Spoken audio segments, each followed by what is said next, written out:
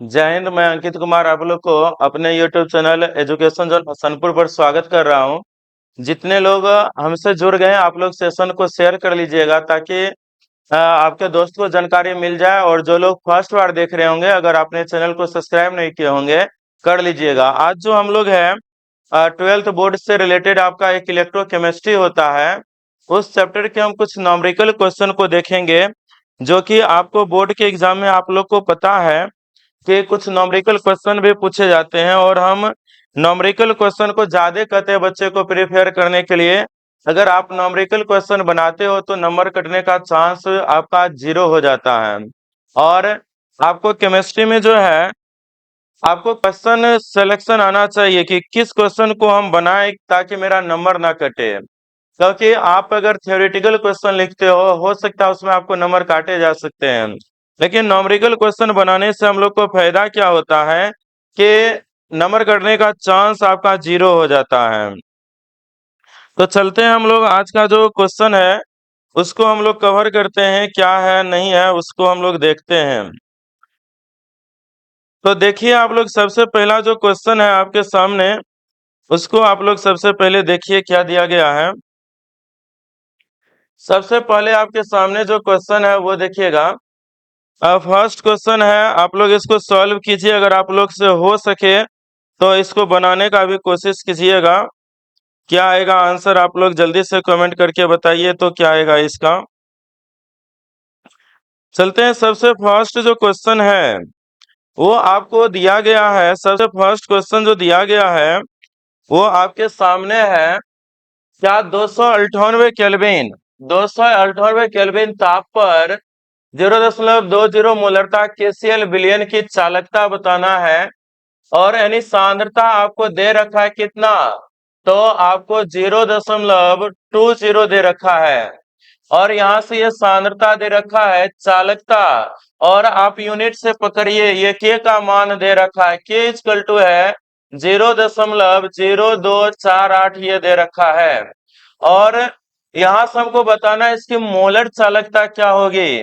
तो मोलर चालकता equal to हम लोग जानते हैं लेमडा एम इक्वल टू जानते हैं कप्पा गुना 1000 डिवाइडेड जो है सांद्रता C।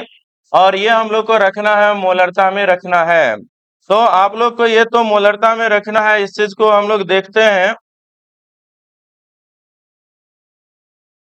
तो हम लोग इसको अगर देखें तो सॉल्व कीजिएगा तो लेमडा एम इक्वल टू मान रखिए, कप्पा है आपका 0.0248 दे रखा है, गुना आप 1000 कीजिएगा, डिवाइडेड सांद्रता आपको दे रखा है 0.020 दे रखा है।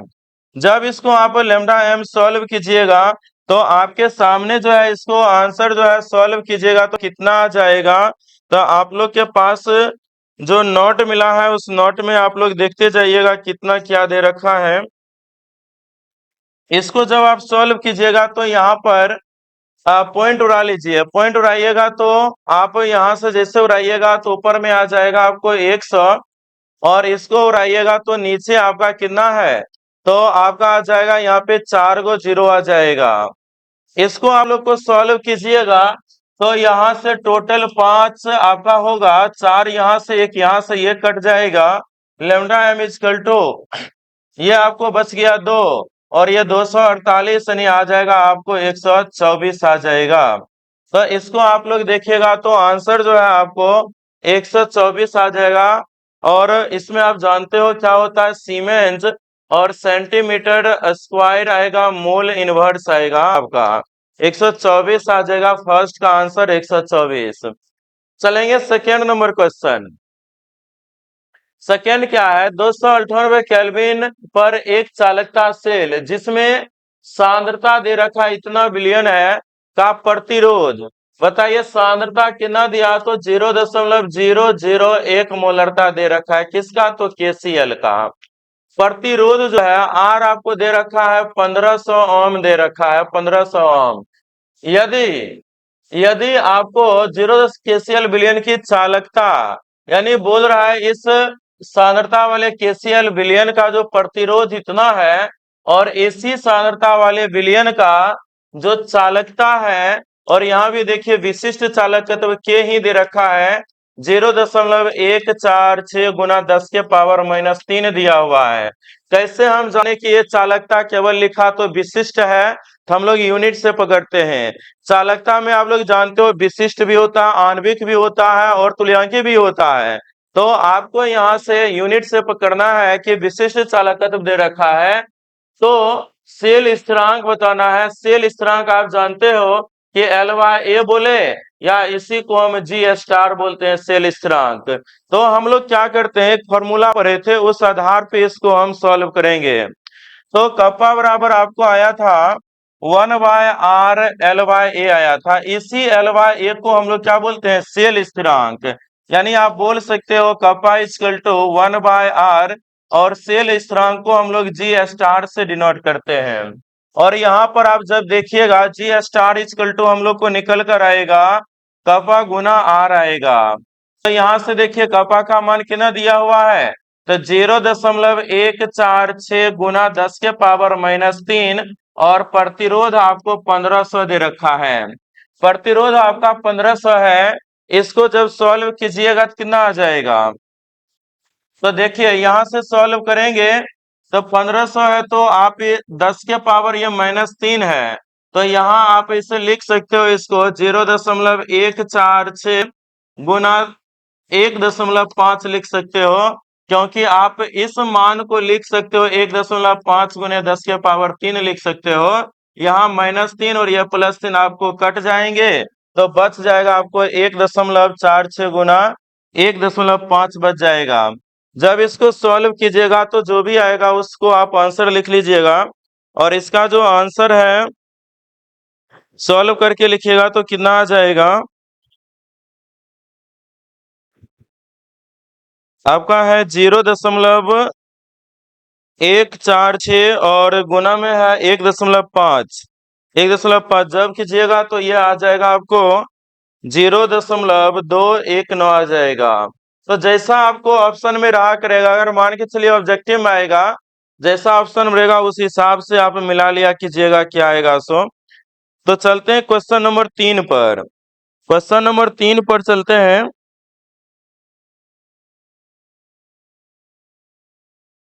क्वेश्चन नंबर 3 आप लोग देखिए क्या आएगा, यहाँ से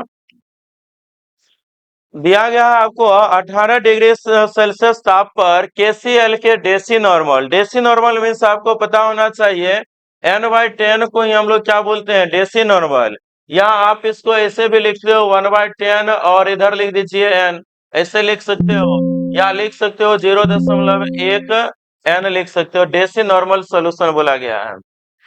विलयन की चालकता दे रखा है, फिर से यूनिट देखिएगा तो ये कप्पा का ही मान दिया गया है, और यह 0.012, और यहाँ से आपको दिया गया है फिर विलयन में सेल का प्रतिरोध।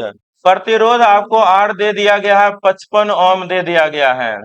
सेल स्थिरांक की गणना कीजिए। सेल स्थिरांक फिर से बताना है, तो ये तो आप लोग अब सिर्फ सॉल्व करना है। इससे पीछे वाले में ही तो हम लोग ये लाए थे G स्टार, और G स्टार इक्वल टू हम लोग को था कप्पा गुना था R।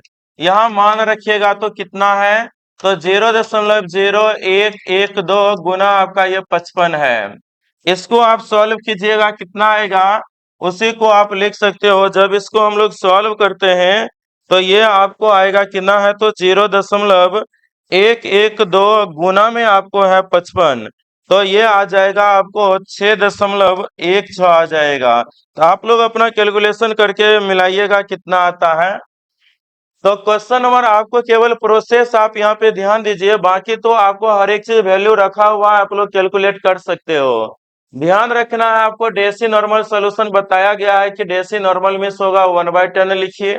इसी तरह आपका दिया गया है तो इसको आप n/10 को 1/10 साइड में भी आप n लिख सकते हो, ये आपको यूनिट को दिखाया जाता है, या इसको आप मतलब एक n लिख सकते हैं। तो आपको यहाँ से सांद्रता दे रखा था, C का मान दिया हुआ था, कप्पा हमको दे रखा है और R दिया हुआ था। आप इसके चक्कर में मत पड़िएगा कि इसका हम वैल्यू यूज नहीं किए हैं तो क्वेश्चन नहीं बनेगा। ये क्वेश्चन में बनाने के लिए बोला गया कि एक विलयन है जिसकी सांद्रता इतना दे रखा है, जिसका आपका विशिष्ट चालकत्व ये है और आपका प्रतिरोध ये दे रखा है। ये आपका एक क्वेश्चन का है ना, लैंग्वेज के लिए किया गया है। हमको जी स्टार यानी सेल स्थिरांक निकालने के लिए कहीं पे आपको पता है कि सांद्रता टर्म नहीं आ रहा है। हेलो ये आप ये मत सोचिएगा कि इसका हम मान रखेंगे तो ही सॉल्व हो पाएगा। कुछ क्वेश्चन में इसे आपको मिलेंगे। क्वेश्चन नंबर 4 देखिएगा क्या दिया गया है। आपको दिया गया है क्वेश्चन नंबर 4 को अगर हम देखें तो वो आपको दे रखा है किसी हेलो गुड मॉर्निंग इंडिया, कैसे हैं आप लोग। उम्मीद है कि बेहतर होंगे और अपने पढ़ाई को जारी किए होंगे। तो अभी प्राकृत संख्या उसके अतः बाद है बिलियन में किसी प्रतिरोध। प्रतिरोध आपका 24 फिर से आर दिया चल हुआ एक ही है स्थान में, और तो ये इस है तरह से आपको यहाँ 110 पर ओम दे हम लोग को रखा जो है। है उसके बाद देखिए बिलियन के हम लोग को जो तुल्यांकी है ये चालकत्व की गणना करें यदि 1.2 सेल जो है स्थिरांक का ये भी मान पूरी सेल तरह से स्थिरांक मीन्स कंप्लीट हो क्या गया है। जी स्टार या बोलिए एल मिलते बाय हैं ए फिर का मान नेक्स्ट दे क्लास रखा में। है कोई तरह का दिक्कत हो तो आप कमेंट बॉक्स में कमेंट कर सकते हैं। 0.88 दे मिलते रखा हैं है। नेक्स्ट क्लास में नेक्स्ट और चैप्टर आपको के तुल्यांकी साथ। चालकत्व धन्यवाद। पूछा गया, लैम्डा ए क्यू पूछा गया है और जो पूछा जाएगा उसका फॉर्मूला याद क्या कीजिए। क्या है फॉर्मूला? तो हम लोग जानते हैं lambda A Q equal to आता है कपा गुना आता है 1000 और डिवाइडेड में आता है सी, और ये जो सांद्रता रखना होता है वो नॉर्मलता में रखना होता है। तो दिए गए क्वेश्चन में देखिए हम लोग को जो निकालना है तुल्यांकी चालकत्व तो उसके लिए सांद्रता हमको चाहिए।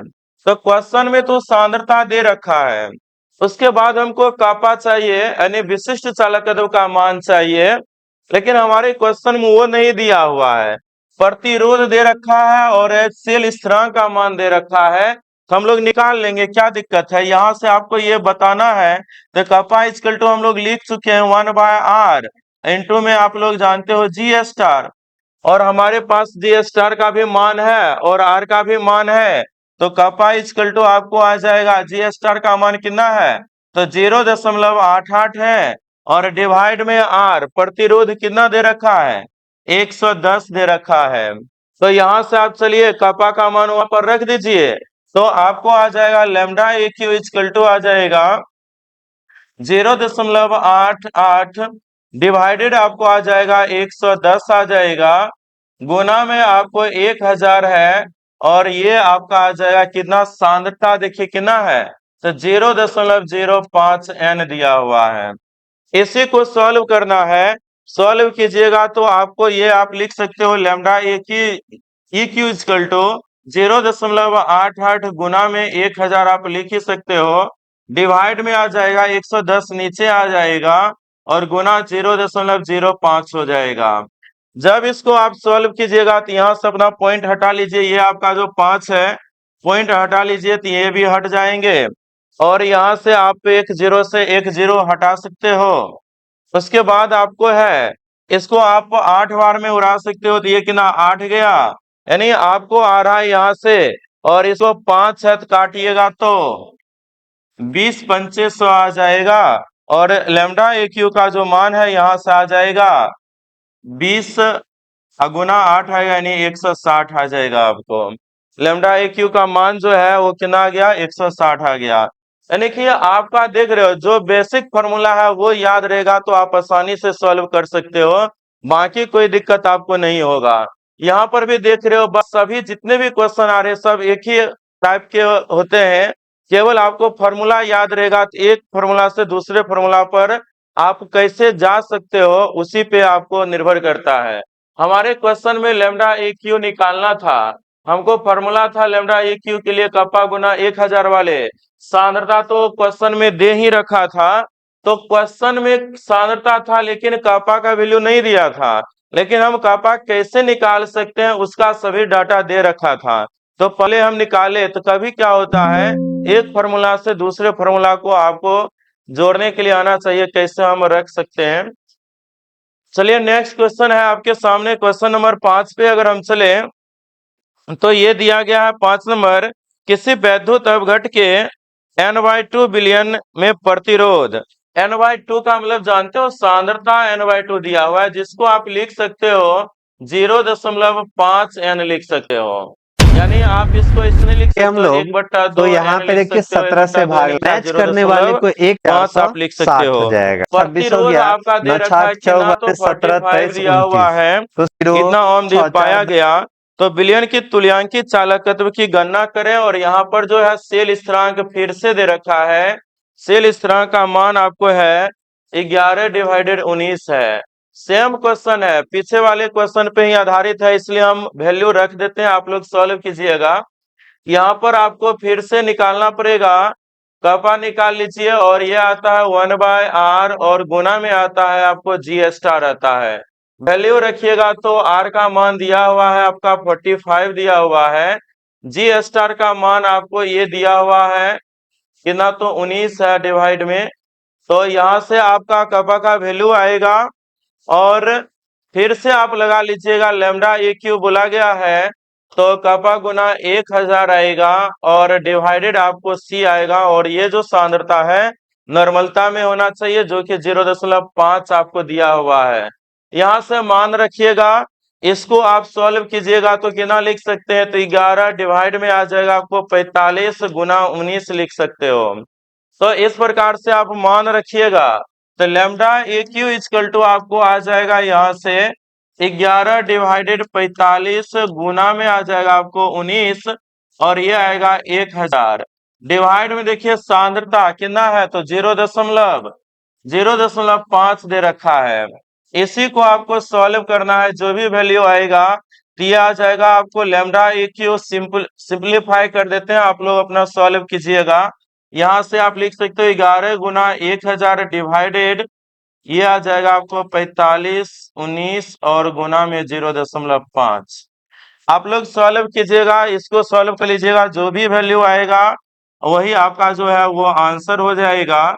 तो कैलकुलेशन आप लोग कर लीजिएगा, क्योंकि एक कैलकुलेशन कर दिए हैं, सेम उसी पे आधारित क्वेश्चन है, इसको हम सिंपलीफाई कर दिए, केवल आप लोग को डिवाइड करना है और एक मल्टीप्लाई है, इसको आप लोग सॉल्व करके जो भी आएगा आंसर अपना लिख लीजिएगा। चलते हैं नेक्स्ट क्वेश्चन, आपका जो 6 नंबर क्वेश्चन दिया गया है उसको देखते हैं। 6 नंबर में है आपको 298 केल्विन ताप पर 0.1 मोलरता एसिटिक एसिड, यानी सांद्रता आपको अब मोलरता में दे रखा है, तो उसको आप लिख लीजिए। विशिष्ट चालकता, विशिष्ट चालकता आपको कपा दिया हुआ है 0.001 6 और 3 है, यानी कि आपका टोटल कपा का वैल्यू भी दे रखा है। उसके बाद है अतः अनंत तनुता पर मोलर चालकता, यानी दिए गए सांद्रता पर जो आपको दे रखा है विशिष्ट चालकता वो इतना है। अनंत तनुता पर मोलर चालकता, मोलर चालकता यानी लैम्डा m का वैल्यू दे रखा है, जो दिया गया उसको आप लिखते जाइए। और अनंत तनुता मीन्स होता है लैम्डा m, ऊपर में लिख दीजिएगा इन्फिनेटिव, और ये दिया गया 390.7 दिया हुआ है। हो तो अम्ल की अनंत तनुता पर वियोजन की मात्रा और वियोजन स्थिरांक निकालना है।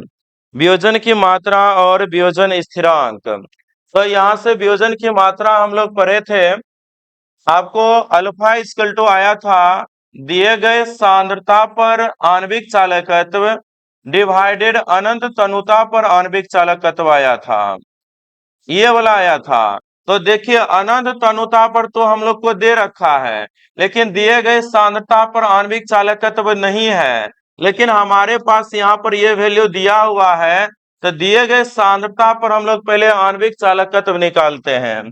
तो आप जब सॉल्व कीजिएगा तो लैम्डा m का वैल्यू निकालिए C, यानी दिए गए सांद्रता पर, तो ये है आपका कपा गुना आपका है 1000 डिवाइडेड C, और ये जो सांद्रता लेना है मोलरता में, कपा का वैल्यू देखिए कितना है 0.0016 और 3 दिया हुआ है, और गुना में आप कीजिएगा 1000 डिवाइडेड आप कीजिएगा सांद्रता, सांद्रता कितना है तो 0.1 मोलरता दिया हुआ है।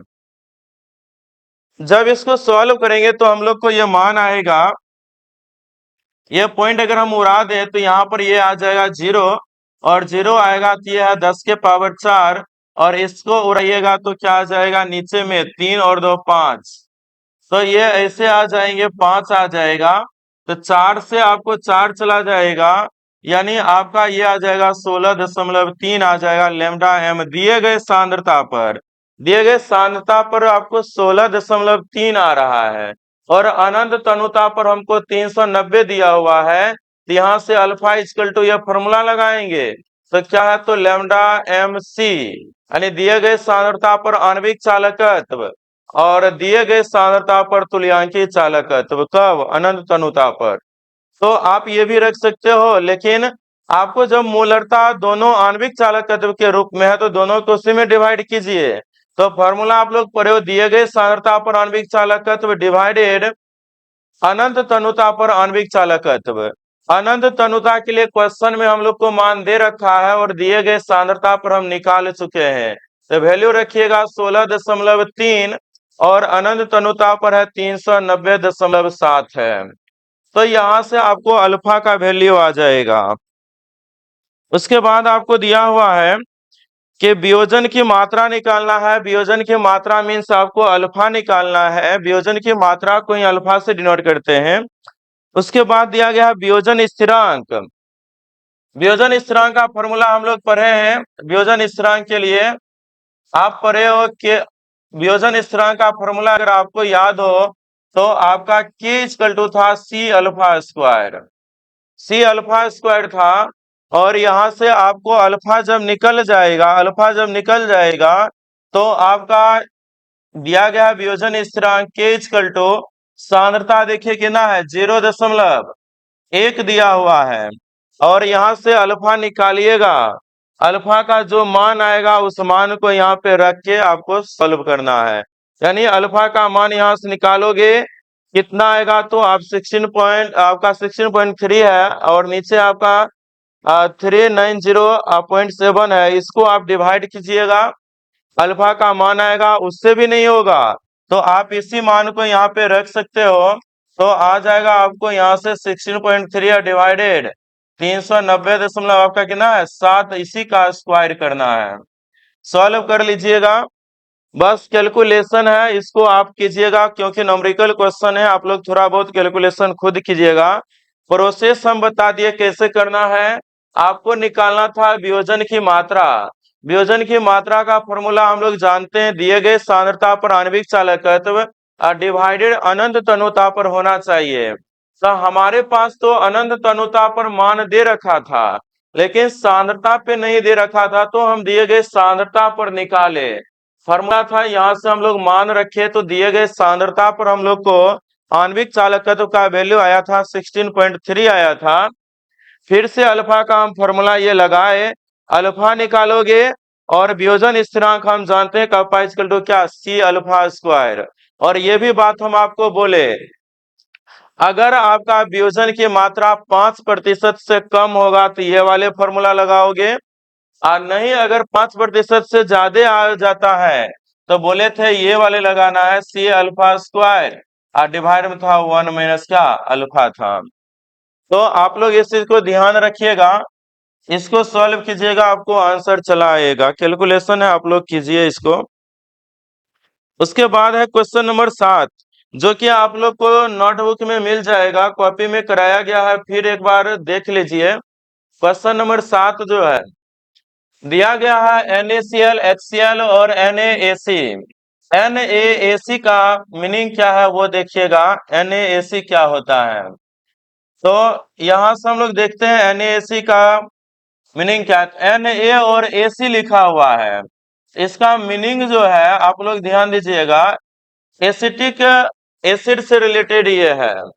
जैसे आप इसको लिख सकते हो CH3COO Na लिख सकते हो। यहाँ जो आपका एसीटेट आयन होता है ना, ये इसी को हम लोग AC लिख देते हैं यहाँ पर। तो कॉपी में आपको इस प्रकार से लिखाया गया था, और यहाँ पर इसका शॉर्ट फॉर्म लिखा हुआ है, NaAC लिखा हुआ है। चलते हैं किसके लिए कौन सा मान दे रखा है उसको देखते हैं। NaCl के लिए देखिए क्या मान दिया है, तो आपको सबका सब लेमडा m का वैल्यू दिया हुआ है। आपको NaCl के लिए दे रखा है, NaCl के लिए तो इसको ऐसे लिख लेते हैं, लेमडा m किसका, तो NaCl का। ये दे रखा है 126.4 दे रखा है। उसी तरह उसके बाद HCl का दे रखा है, तो लिखिएगा लैम्डा m HCl, और HCl का वैल्यू दिया है 425.9 दे रखा है।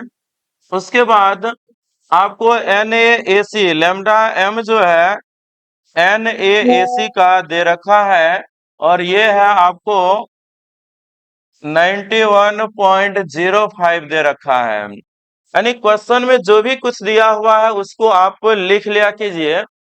उसके बाद पूछा जा रहा HAC का क्या होगा, यानी हम लोग को बताना है लैम्डा m किसका, तो HAC का बताना है। तो देखिएगा इसके बारे में हम क्या बोले। आप ये चीज देखिए, हमको पूछा किसके बारे में जा रहा है, और वहां से देखिए आपको क्या आयन मिलेगा। तो HAC जब आपको टूटेंगे तो ये बनेगा H प्लस और AC माइनस बनेगा, और हमको इसकी चालकता चाहिए। तो आपको कोलराउस नियम में तो यही बोला गया था कि आणविक चालकत्व का जो मान है किसी वैद्युत अवयव पदार्थ के धन आयन और ऋण आयन के चालकता का योगफल के क्या होगा, बराबर होगा। यहाँ पर HAC दिया गया है, तो यहाँ से हमको चाहिए H प्लस और AC माइनस का वैल्यू चाहिए। तो दिए गए जो मान है, आप देखिए किस मान से हमको H मिलेगा और किससे हमको AC मिलेगा, क्योंकि हमको चाहिए H और AC। जब इसको हम आयन में तोड़ेंगे तो यहाँ से तो ये मिलेगा हमको सोडियम आयन और क्लोरीन आयन, ये तो हमारे लिए कोई काम का नहीं है। यहाँ से आपको मिल जाएगा, जब इसको तोड़िएगा तो क्या बनेगा, H प्लस और Cl माइनस मिलेगा। और चलिए हमको H प्लस की जरूरत है, यहाँ से तो H प्लस मिल जाएगा। इनको जब तोड़िएगा तो ये हेलो, बनेगा गुड आपको मॉर्निंग इंडिया। कैसे हैं आप Na+, लोग? उम्मीद और है कि AC आप लोग माइनस पढ़ाई बनेगा, में और व्यस्त यहाँ से और हमको जीवन में बड़ा AC संयोजन आयन अभिक्रिया मिल है। जाएगा। यहाँ पर अगर तो आपका ध्यान एक जाएगा दीजिएगा, तो यहाँ पर से ही पता जिसका चल रहा है हमको मान ऊष्मा का निकालना है, अवशोषण किसका करेगा। निकालना है, सभी तो अभिक्रिया HAC जो है, का। नाम में और ही पता HAC चल का रहा मान है निकालने कि के ये लिए चाहिए अभिक्रिया हमारा हाइड्रोजन कैसा है। आयन और उष्मा AC माइनस शोषी आयन यानी चाहिए उष्मा को हमको। क्या करेगा, तो दिए अवशोषित गए करेगा। क्वेश्चन में देखिए उष्मा को किस अवशोषित करेगा, मान शोषण से, दिए करेगा। गए मान में बहुत हमको सारा H ऐसा प्लस मिल रासायनिक रहा है और अभिक्रिया AC होता माइनस है मिल जो रहा है। रासायनिक अभिक्रिया जिस उष्मा मान से को हमको ये अवशोषित दोनों करता मिलेगा है, उसको बिना आप उष्मा की जोड़ उपस्थिति में दीजिएगा, संपन्न ही और नहीं जो होता बचा है। हुआ तो इस तरह रहेगा का उसको अभिक्रिया जो आप हमारा घटा लीजिएगा, उष्मा आपको शोषी जल है। आंसर आ जाएगा। तो इस तरह से जैसे हमको कोई चाहिए H प्लस हमको यहाँ से मिलेगा इसके मान, और AC माइनस हमको यहाँ से मिलेगा है इसके मान, अवक्षेपण यानी इस अभिक्रिया दोनों के कहलाता है। मान को हमको जैसे जोड़ यहाँ देना पर है NaCl और का घटा अभिक्रिया लेंगे बचे हुए, यानी NaCl AgNO3 का। से करेंगे। ऐसा तो हम यहाँ क्यों पर हम करते लोग हैं, जान रहे हैं जब इस कि सब दोनों के अदला बदली मान को अगर करेगा। आप तो जोड़ोगे यहाँ पे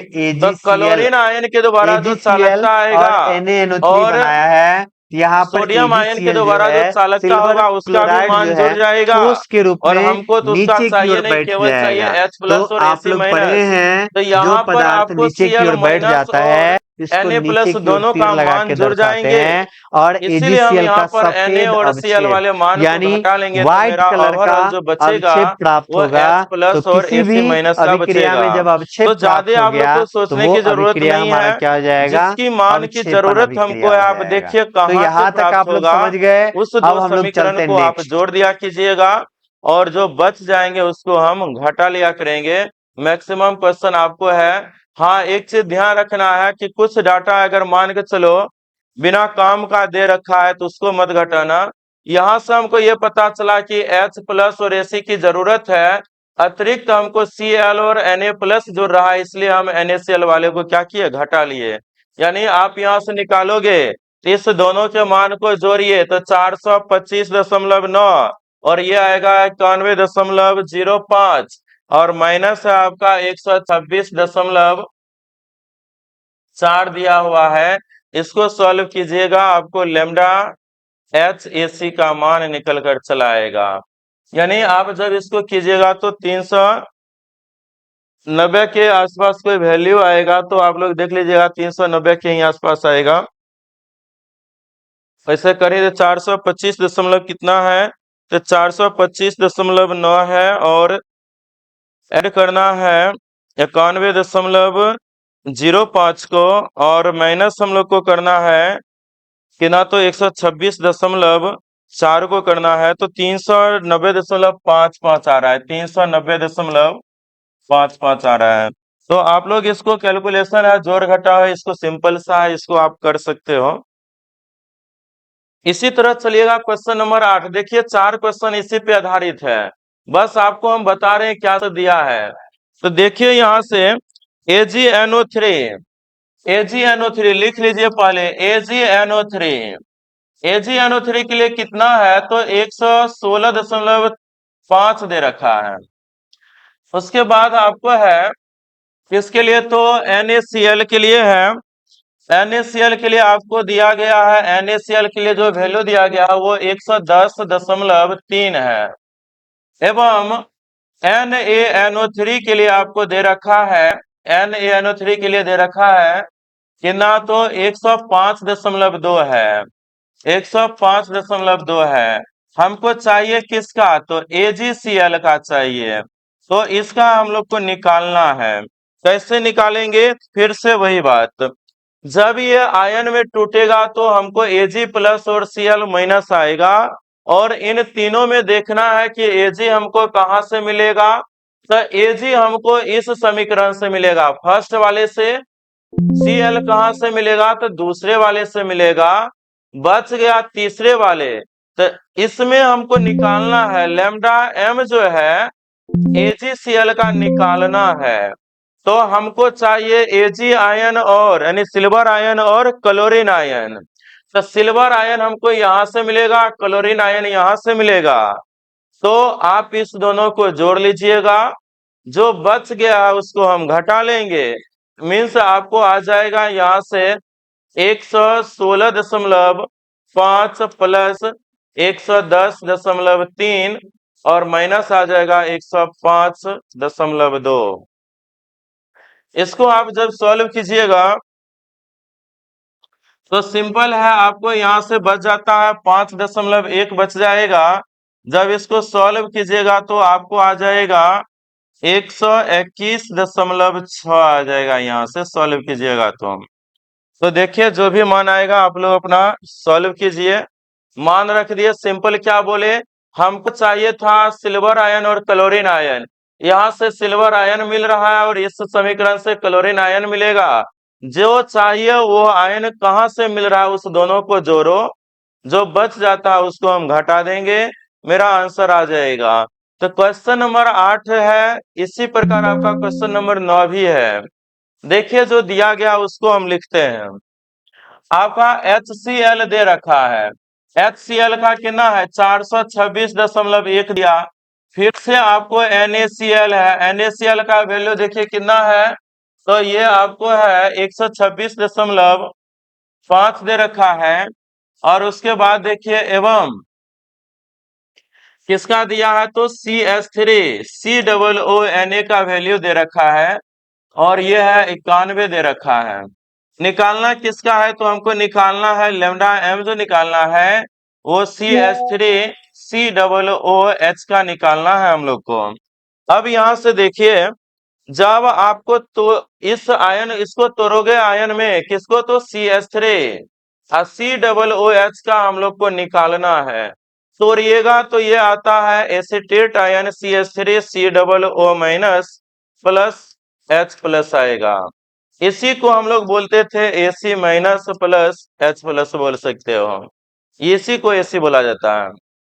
चलिए हमको निकालना है, तो आप देखो इन तीनों में से कहां से हमको ये वाला आयन मिलेगा और कहां से H प्लस मिलेगा।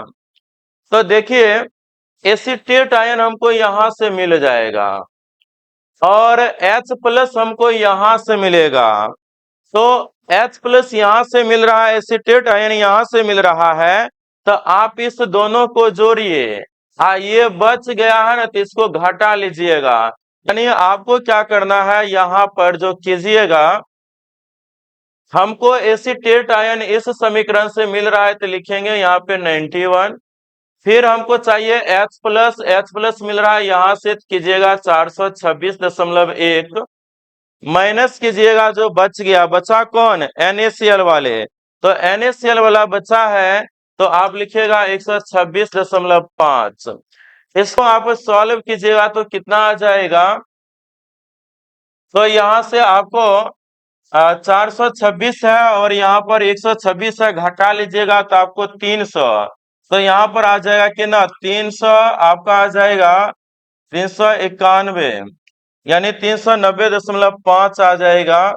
देख लीजिएगा जो भी आएगा यहाँ से 300 या लगभग 390 या 391 दिया हुआ रहेगा, पॉइंट में आपका हल्का वेरिएशन आएगा। तो यहाँ से हम यही बताना चाह रहे हैं, जिस आयन की जरूरत है वो हमको कहाँ से मिलेगा, उस दोनों को आप जोड़ दीजिए, जो बच जाता है उसको आप घटा लीजिएगा, आपका सॉल्व हो जाएगा। ऐसा इसलिए करते हैं कि यहाँ पर भी देखिए एसीटेट आयन की जरूरत था, अतिरिक्त हमको सोडियम वाला जुड़ गया इसके मान में, फिर हमको चाहिए यहाँ से केवल H+ का, लेकिन इसको आप जोड़िएगा तो Cl वाले भी अतिरिक्त जुड़ गया, यहाँ से Na अतिरिक्त जुड़ता है और यहाँ से Cl अतिरिक्त जुड़ता है, और इसको हम घटा लेंगे तो बात खत्म है, बात बराबर हो गया। तो इसी तरह से आपको क्वेश्चन को सॉल्व करने हैं। नेक्स्ट देखिएगा क्वेश्चन नंबर 10 भी आपको कुछ ऐसा ही है। क्वेश्चन नंबर 10 की बात करें वो भी ऐसा ही है। दिया गया है आपको CH3COO Na, इसका वैल्यू आपका 91.6 दिया हुआ है। HCl के लिए फिर से देखिए वैल्यू कितना है, ये आपका 425 दिया हुआ है, और यहाँ से उसके बाद NaCl फिर से दिया है, ये आपका है 128.1 दे रखा है। हमको चाहिए CH3COOH का। फिर से वही काम कीजिए आप, इसका वैल्यू हमको चाहिए तो लिखेंगे हम लोग लैम्डा m, इसका तो एसिटिक एसिड का CH3COOH का। तो ये जब आयन में टूटता है तो अभी बताएं यहाँ से आपको बनेगा CH3COO- और H+। तो इन तीनों में देखिए कहाँ से H+ मिलेगा, तो यहाँ से मिलने वाला है H+ और यहाँ से मिलने वाला है एसिटेट आयन, इस दोनों को जोड़ेंगे, इसको घटा लेंगे तो 91.6 आपका है, प्लस आपको HCl यानी कि आपका 425 दे रखा है, और NaCl का मान रखेंगे माइनस में, क्योंकि एसिटेट आयन हमको यहाँ से मिलेगा और H+ हमको यहाँ से मिलेगा, बचा हुआ रह गया कौन सा HCl, तो HCl वाले को आप यहाँ से एसिटेट आयन और यहाँ से हमको H+ मिल गया, अब बचा हुआ कौन है, तो NaCl बचा हुआ है।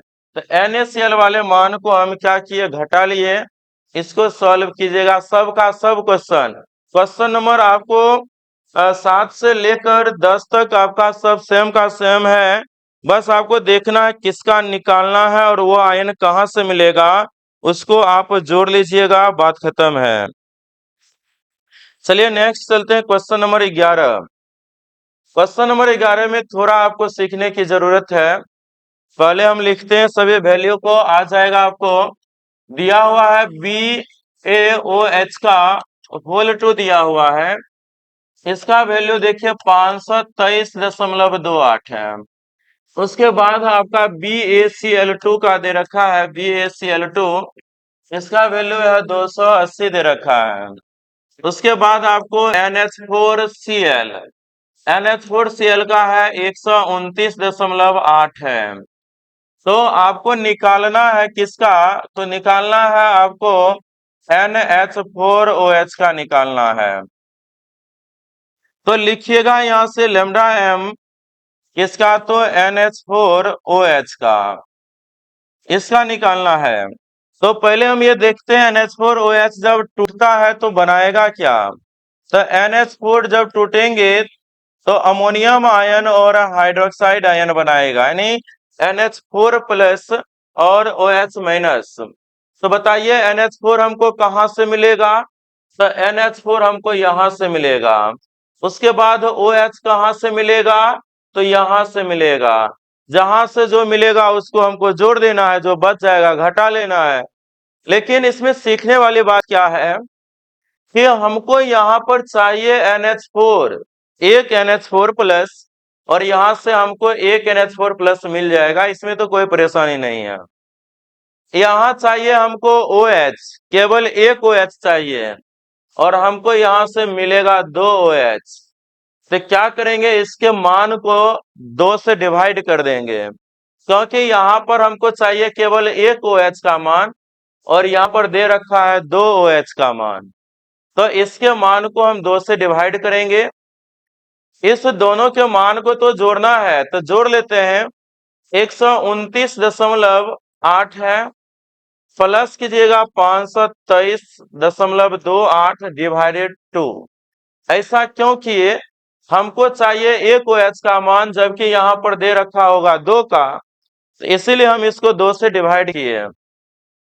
अब देखिए माइनस करना है हमको, माइनस करना है तो बताइए, जब इस मान को आपने जोड़ा उसमें 1 क्लोरीन का मान जुड़ा और इसको आपने 2 से डिवाइड किया तो ये आपको आधा बचा, या बोलिए 1 क्लोरीन का मान ऐड हुआ है यहाँ पर, हमको घटाना भी पड़ेगा 1 क्लोरीन का। 1 क्लोरीन का घटाओगे तो इसको भी हमको 2 से डिवाइड करना पड़ेगा। अगर पूरा मान घटा लेते हैं तो 2 क्लोरीन का मान घट जाएगा।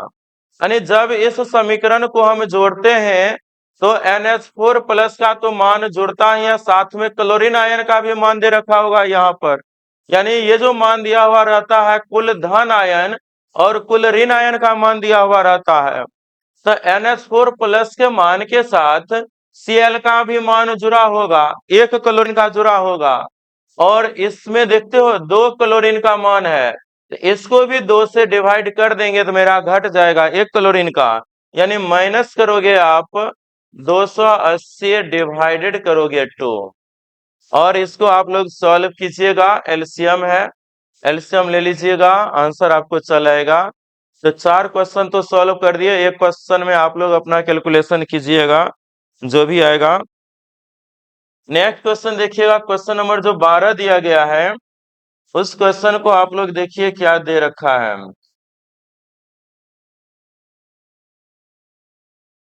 आपके सामने है एक सेल का EMF का परिकलन कीजिए जिसमें निम्नलिखित अभिक्रिया होती है, और आपको ये बताना है निम्नलिखित अभिक्रिया होती है तो E cell E not cell आपको दे रखा है और ई सेल बताना है। तो हम लोग पढ़ चुके हैं E cell equal to E not cell -0.0591 divided n। Log हम लोग पढ़ चुके हैं एनोड की सांद्रता, एनोड की सांद्रता डिवाइडेड कैथोड की सांद्रता, ये तो हम लोग पढ़ ही चुके हैं कैथोड की सांद्रता। अब ये फॉर्मूला जानते हैं तो यहां से आपको ये सेल बताना है तो वैल्यू रखते जाइए। ये नॉट सेल हम लोग को दिया हुआ है 1.05 volt minus 0.0591 divided n। n क्या होता है कि रासायनिक अभिक्रिया में भाग लेने वाले इलेक्ट्रॉन की संख्या। इलेक्ट्रॉन की संख्या देखिए कैसे निकालोगे, निकेल ये अभी अकेला है, जब कोई भी परमाणु अकेला होता है उसके साथ कोई जुड़ा हुआ नहीं रहेगा तो उसका ऑक्सीकरण अवस्था होता है 0, यानी शून्य होता है। और यहाँ पर देखिए निकेल का दे रखा है +2 दे रखा है, इसका मतलब 0 से यानी शून्य से बढ़कर +2 हो गया। इसका मतलब ऑक्सीकरण संख्या का मान बढ़ रहा है, और ऑक्सीकरण संख्या का मान बढ़ना ऑक्सीकरण कहलाता है। और आप जानते हो जहां पर ऑक्सीकरण होता है वो एनोड होता है, क्योंकि हमारे फॉर्मूला में जो एनोड बटा कैथोड है ये भी तो पकड़ना पड़ेगा कि एनोड कौन है कैथोड कौन है, क्योंकि हमारे पास 2 धातु दे रखा है निकेल और सिल्वर। पहले तो ये पता चलना चाहिए कि एनोड कौन है। तो एनोड कैसे जानेंगे, जिसका ऑक्सीकरण हो रहा होगा उसको एनोड मानेंगे, क्योंकि आप जानते हो कोई भी सेल हो सभी में आपको एनोड पर ऑक्सीकरण होते हैं। तो निकेल वाले को हम एनोड बोलेंगे और सिल्वर वाले को कैथोड बोलेंगे। तो निकेल n का मान रखना था, 0 से गया +2, इसका मतलब निकेल ने 2 इलेक्ट्रॉन त्याग किया, यानी इलेक्ट्रॉन का स्थानांतरण कितना का है 2 का, तो रखिएगा 2। और यहां से आएगा लॉग। एनोड कौन हो गया? तो निकेल वाला एनोड हो गया। इसका मान दे रखा है 0.160 और कैथोड का वैल्यू देखिए कितना है, तो 0.002 दे रखा है। आप इसको पॉइंट उड़ाइएगा तो ये आ जाएगा, आप उड़ा दीजिएगा, बात बराबर ही रह जाएगा। 160 डिवाइडेड 2 आ रहा है, तो इसको काटिएगा तो ये आएगा आपको कितना, 80 आएगा। अब log 80 का मान जो लोग नहीं जानते हैं तो हम लोग निकाल सकते हैं। कैसे निकालेंगे? 1.05 माइनस 0.0591 लिख दीजिए डिवाइडेड 2। log आपको बचा 80 बच गया। log 80 का मान कैसे निकालेंगे? तो आप लोग बताइए, यहां से लिख सकते हो log 80 को, आप लिख सकते हो कैसे? तो बताइए, हम लिख दें log 8 गुना 10 लिख दे तो कोई दिक्कत हो जाएगा? 80 तो पुराना है। और आप जानते हो log x into Y, log x into Y का जो फॉर्मूला होता है वो होता है log x plus log y। तो यहां से आप इसको लिख सकते हो log 8 प्लस log 10 लिख सकते हो, ये लिख सकते हैं। log 8 का मान जो है आप लोग को नोट में दिया हुआ है, उस मान को देखिए कितना आता है, वो दे रखा है आपको। log 8 का मान दिया गया है 0.9031, तो 0.9031 प्लस log 10 का मान जानते हो कितना, 1। तो आपको जो है यहाँ से log 80 का जो मान निकल कर आया वो आया 1.9031 आया। यानी log 80 को आप लिख सकते हो log 8 गुना 10। और यहाँ से हम लगा लिए log x इंटू वाई का formula, log x plus log y, यानी लिखिए log 8 प्लस log 10। log 10 का मान 1 और log 8 का मान 0.9031, तो log 80 का मान आया 1.9031। अब क्या करना है, नेक्स्ट स्टेप आप यहाँ से कीजिएगा, इसके मान को आप 1.05 यहाँ पे जो दिया हुआ है माइनस 0.0591 डिवाइडेड 2, और log 80 का मान आया 1.9031। इसी को तो आपको सॉल्व करना है। तो सभी का सभी आपको सिंपलीफाई कर दिए। लॉग में आप लोग को थोड़ा बहुत परेशानी कहीं होता तो वो भी आपको हम बता दिए कैसे निकालेंगे, वैसे आपको बेसिक में बताया गया है। अब यहाँ से इसको सॉल्व कीजिएगा, आपका केवल बस डिवाइड करना है, डिवाइड कीजिए और उसके बाद 1.05 में से आपको घटा लीजिएगा तो आपको आंसर चलाएगा। अब चलेंगे हम लोग यहाँ से नेक्स्ट क्वेश्चन पर। क्वेश्चन नंबर देखिएगा आपके सामने है 13 नंबर क्वेश्चन, उसको हम लोग देखते हैं कैसे निकालोगे। आपको जो दिया गया उसको हम लोग पहले लिखते हैं। दिया गया है एक सेल जिसमें निम्नलिखित अभिक्रिया होती है, जिसमें Fe+3 प्लस I माइनस बना रहा है Fe+2 और I2 बना रहा है। 298 केल्विन ताप पर E0 सेल का वैल्यू दिया हुआ है 0.236 दिया हुआ है। सेल अभिक्रिया की मानक गिब्स ऊर्जा और साम स्थिरांक का निकालना है, यानी आपको जो है साम स्थिरांक भी निकालना है, डेल्टा जी नॉट भी निकालना है, माइनस NF E0 सेल होता है, ये तो आप लोग को पता ही है। यानी delta G nought equal to minus NF E0 cell, और यहाँ से आप लोग को ये मान निकालने हैं। तो देखिएगा क्या आएगा, E0 सेल का वैल्यू दे रखा है, तो डेल्टा जी पहले निकाल लीजिए। डेल्टा जी नॉट दिया हुआ माइनस, तो चलिए माइनस रहने देते हैं। आपका n मीन्स होता है कितना इलेक्ट्रॉन स्थानांतरित हुआ। तो देखिए 2 मोल आपका Fe+3 है और वो परिवर्तित हो गया Fe+2 में। तो आपका जो है एक आयरन एक इलेक्ट्रॉन को ग्रहण किया, तो 2 आयरन 2 इलेक्ट्रॉन ग्रहण किया होगा। यहाँ पर जो इलेक्ट्रॉन का स्थानांतरण है वो 2 इलेक्ट्रॉन का है। F का मान जानते हैं हम लोग लगभग 96,500 कूलम होता है, तो रख दीजिए 96,500 कूलम। और E0 सेल का मान हम लोग को यहाँ पे दे रखा है 0.236 वोल्ट दे रखा है। तो यहाँ से हम लोग को डेल्टा जी नॉट निकल कर आएगा। कितना आएगा, तो इसको आप लोग सॉल्व कीजिए, कितना आएगा जब इसको हम लोग सॉल्व करेंगे तो एक वैल्यू निकल कर आएगा आपके सामने, वो आएगा आपको आएगा -4 5 यानी कि 45 54 80, 45 54 80 आएगा निकल कर। ये हमको डेल्टा जी नॉट का मान आ गया। अब हम लोग ये भी जानते हैं delta G nought equal to एक फॉर्मूला जानते हैं, वो था हम लोग को 2 दशमलव, ये आपका था 2.303 RT लॉग केसी था, जिसको हम लोग सम स्थिरांक बोलते हैं। सम स्थिरांक की हम बात करेंगे तो अब बताइए यहाँ से लॉग क्या लिखोगे, क्योंकि हमको निकालना था मानक गिब्स ऊर्जा। तो मानक गिब्स ऊर्जा का मान तो ये आ चुका है और ये वैल्यू आपका जूल में आया। ऑप्शन में हो सकता है किलो जूल में रहेगा तो 1000 से डिवाइड कर दीजिएगा तो किलो जूल में आएगा आंसर। तो यहाँ देखिए ये तो निकल चुका है, सम स्थिरांक निकालना है। एक और फॉर्मूला हम लोग ये वाला पढ़ चुके हैं, तो चलते हैं इसको लिखते हैं। तो यही तो मेरा सम स्थिरांक होता है। तो लॉग केसी इक्वल टू आप क्या लिख सकते हो, लॉग केसी इक्वल टू बन जाएगा डेल्टा जी नॉट डिवाइडेड आएगा 2.303 RT आएगा। माइनस है तो माइनस लगा देते हैं। अब यहां से लॉग केसी इक्वल टू रखोगे, डेल्टा जी नॉट का मान आया है हम लोग को माइनस, माइनस में आया और यहाँ पर भी माइनस है, माइनस में मान आया और यहाँ पर भी माइनस है, तो माइनस माइनस क्या हो जाएगा, प्लस हो जाएगा।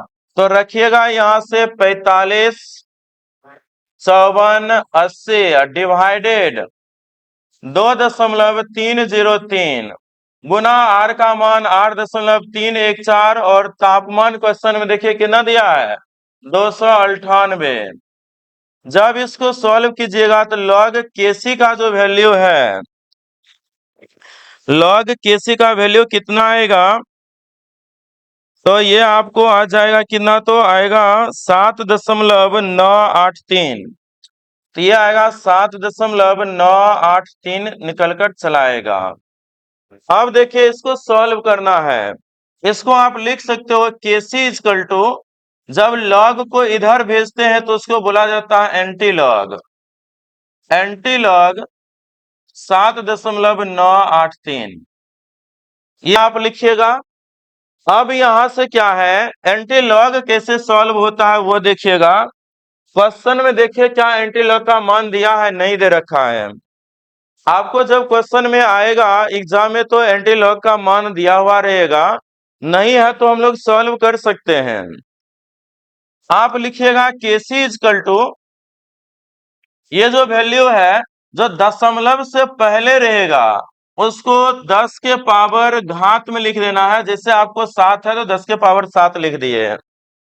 ये मान जो है वो आप अपने नोट में देखिए लॉग कितने कितने के मान के बीच में है। तो आप लोग देखिए ये जो मान दिया गया है, ये मान आपको है लॉग 8 का मान जानते हो कितना होता है, तो वो होता है 903 होता है। और लॉग 9 का मान होता है आपको कितना, 95 यानी कि 954 होता है। तो आप लोग बताइए यहाँ से किसके बीच आएगा, तो किसके बीच आ रहा है, तो लॉग 9 का मान है 0.954 और लॉग 10 का मान 1, तो लॉग 9 और 10 के बीच में आ रहा है। तो इसका मान जो है आपको निकल कर चल आएगा लगभग 9 और 10 के बीच में आएगा।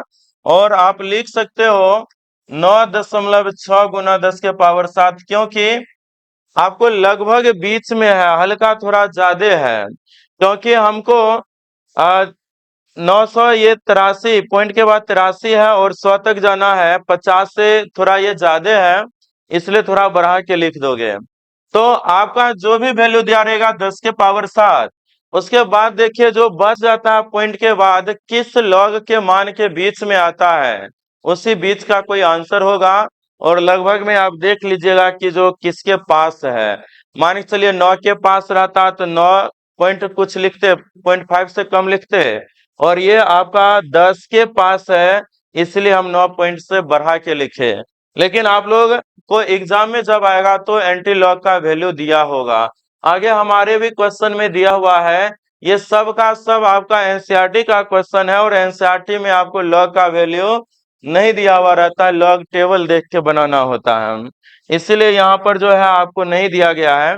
आगे जो भी क्वेश्चन होंगे उसमें लॉग एंटी लॉग का वैल्यू लिखा होगा। क्वेश्चन नंबर हम चलते हैं नेक्स्ट, जो दिया गया है उसको देखिए। आपको बोला गया है उस गैल्वेनिक सेल, क्वेश्चन नंबर 14 देखिएगा क्या दिया गया है। क्वेश्चन नंबर 14 देखते हैं क्या है। क्वेश्चन नंबर 14 में आपको दे रखा है कि गैल्वेनिक सेल के बारे में आप लोग को अगर ध्यान में हो तो दिया गया है, उस गैल्वेनिक सेल को दर्शाइए जिसमें निम्नलिखित अभिक्रिया होती है। तो दिया गया है Zn वाले, Zn+2 Ag और जिंक का आयन बन रहा है और सिल्वर आपका मुक्त हो रहा है। इसके आधार पर निम्न प्रश्न का उत्तर दीजिए। फर्स्ट बोल रहा है 14 का क जो है, कौन सा इलेक्ट्रोड ऋणात्मक आवेशित है। आप जानते हो गैल्वेनिक सेल में जो आपका एनोड होता है वो ऋण आवेशित होता है, और एनोड ऋण आवेशित होते हैं। तो आप बताइए, जिंक का ऑक्सीकरण हो रहा है तो वो एनोड है, और एनोड ऋण आवेशित होगा, मतलब आपका जिंक जो है ऋण आवेशित इलेक्ट्रोड होगा। उसके बाद बोल रहा है सेल में विद्युत धारा के वाहक कौन से हैं। तो आप जानते हो इस सेल में विद्युत धारा का प्रवाह जो है वो इलेक्ट्रॉन के कारण होते हैं। उसके बाद आपका बोला है प्रत्येक इलेक्ट्रोड पर होने वाली अभिक्रिया क्या है। तो बताइए ना, एनोड जिंक होगा तो जिंक जाएगा किस में, तो Zn+2 में, और 2 इलेक्ट्रॉन मुक्त करेगा। एट एनोड पर ये होगा, और कैथोड पर क्या होगा, तो 2 सिल्वर आयन जो है, यहाँ से जिंक जो इलेक्ट्रॉन मुक्त किया उस इलेक्ट्रॉन को ग्रहण करेगा और बन जाएगा 2Ag बन जाएगा। तो तीनों आपका सब्जेक्टिव टाइप के क्वेश्चन थे। प्रत्येक इलेक्ट्रोड पर होने वाली अभिक्रिया क्या है, तो ये एट एनोड के लिए है, एनोड पर ऑक्सीकरण, और ये एट कैथोड के लिए है, कैथोड पर आपको हो जाएगा अवकरण हो जाएगा। चलते हैं क्वेश्चन नंबर आपका जो 15 है उस पे चलते हैं, क्या दिया गया है। नेक्स्ट है आपका 15 नंबर क्वेश्चन, निम्नलिखित अभिक्रिया वाले गैल्वेनिक सेल के मानक सेल विभव की परिकलना कीजिए। तो आप लोग देखिए यहाँ पर दिया हुआ है, सभी वैल्यू दे रखा है, और आप देखिए क्वेश्चन आया है एंटी लॉग का वैल्यू आपको दिया है, ज्यादा इसमें हम लोग को सॉल्व करना नहीं पड़ेगा। आपका है 2Cr और 3Cd+2, और बन रहा है 2Cr+3 और Cd, और उपरोक्त अभिक्रिया जो दोनों दिया गया है उसके लिए आपको निकालना क्या है, तो डेल्टा जी नॉट निकालना है और सम स्थिरांक निकालना है। तो डेल्टा जी नॉट निकालने के लिए आपको चाहिए delta G nought equal to -NF E nought cell चाहिए। तो यहां से आप लोग को जो है ए नॉट सेल का वैल्यू आएगा, E nought cell equal to, चलिए फर्स्ट नंबर क्वेश्चन है उसका देखते हैं क्या है, कितना इलेक्ट्रॉन का स्थानांतरण है। तो यहाँ पर देखिए Cr उदासीन है, मतलब ऑक्सीकरण अवस्था 0 से +3 में जा रहा है, लेकिन 2 मोल है, इसलिए कुल इलेक्ट्रॉन कितना हो जाएगा, 6 इलेक्ट्रॉन हो जाएंगे। 96,500 कुल हम जानते हैं यहाँ से। और ई नॉट सेल देखिए किसके लिए दिया हुआ है, आपको ई नॉट सेल क्रोमियम के लिए दे रखा है, कितना, तो 0.74 दे रखा है, और CD के लिए आपको ये दे रखा है -0.40, और AG के लिए ये वाला वैल्यू दिया हुआ है। तो हम लोग को तो ई नॉट सेल निकालना पड़ जाएगा। ई नॉट सेल कैसे निकालते हैं, तो वो आप जानते हो, ई नॉट सेल जब निकालोगे तो ये करोगे आप, एक कैथोड का अवकरण विभव आप माइनस करोगे ई एनोड का अवकरण विभव। तो आप देखिए फर्स्ट वाले क्वेश्चन में एनोड कौन, जिसका ऑक्सीकरण हो रहा है, तो क्रोमियम वाले अवकरण विभव आपको दिया हुआ है, ये आपका क्रोमियम एनोड हो जाएगा और Cd आपका कैथोड होगा। तो कैथोड माइनस एनोड, तो कैथोड का मान है -0.40 माइनस आपका Cr वाला दे रखा है -0.74।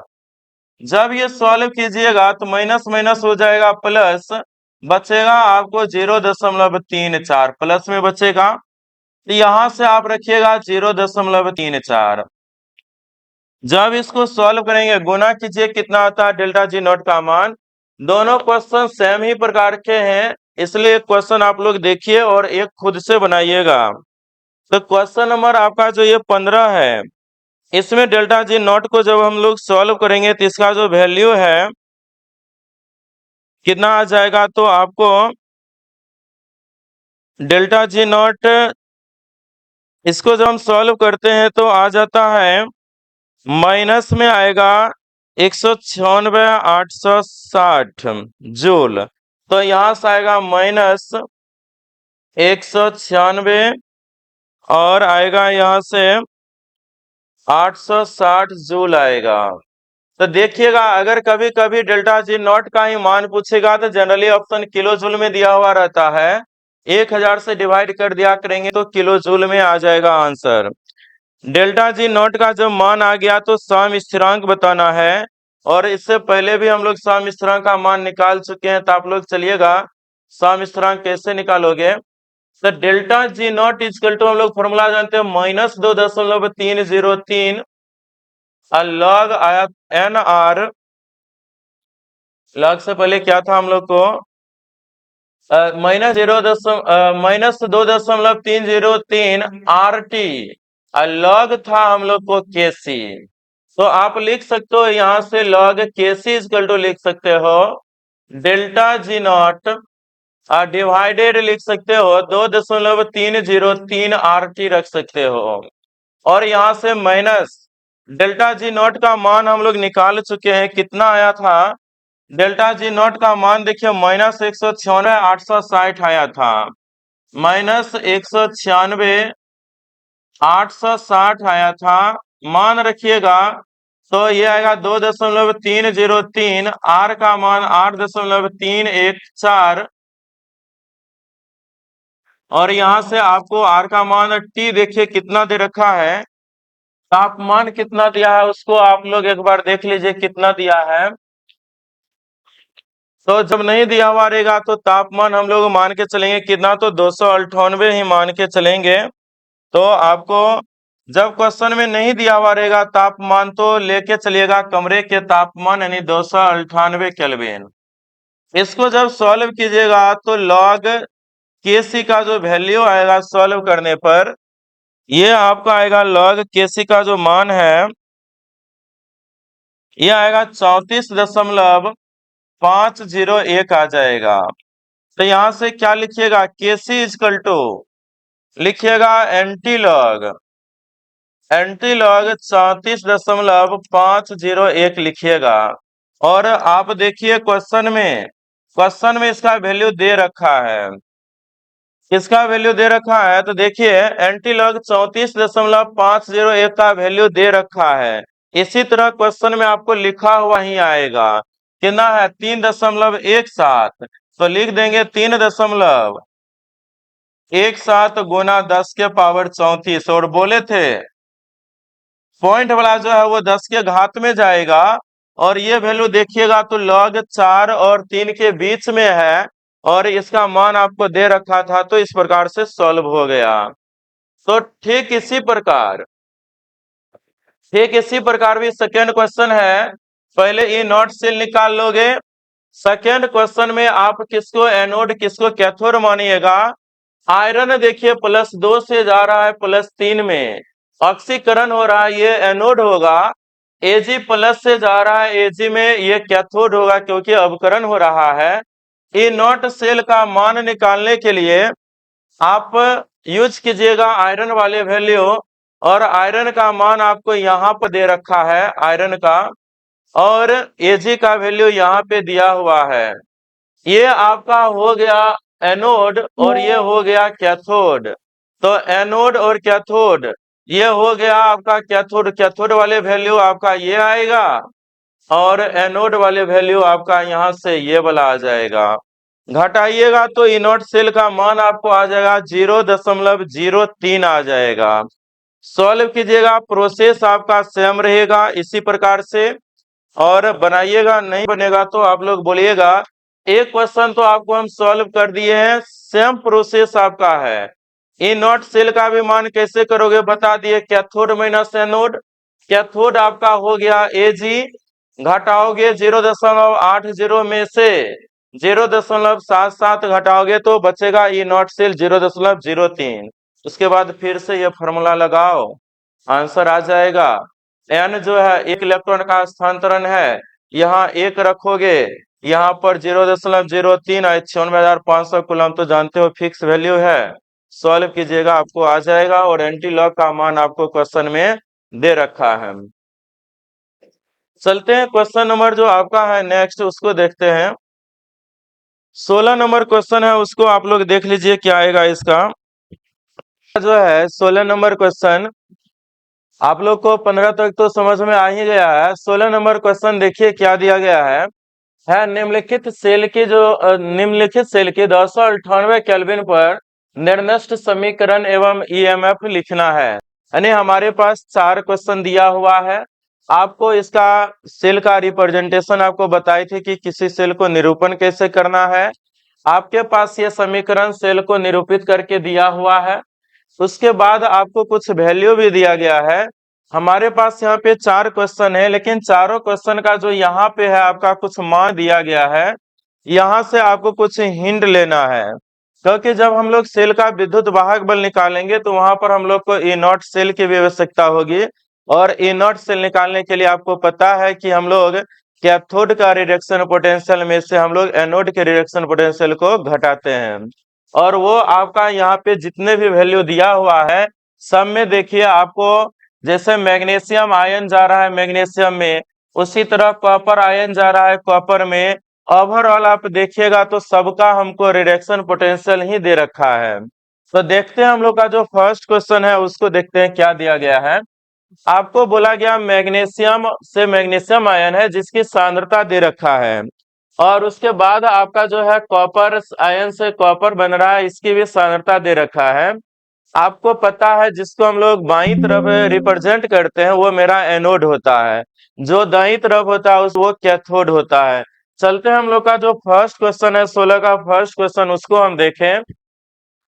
आपको यही क्वेश्चन है और आप जानते हो इस सेल निकालने के लिए आपको चाहिए E not cell minus 0.0591 divided N log anode बटा कैथोड करते हैं। तो मेरा जो है एनोड मैग्नीशियम आपको बाईं तरफ है तो मैग्नीशियम हो गया एनोड, और दाईं तरफ आपका जो कॉपर है तो कैथोड हो गया आपका कॉपर वाले।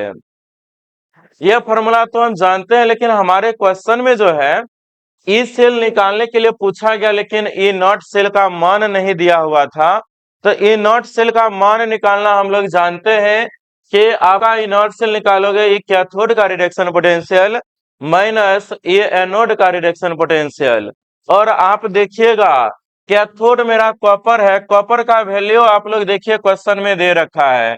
कॉपर का वैल्यू आपको प्लस में 0.34 है, जबकि मैग्नीशियम का आपको माइनस में 2.37 है।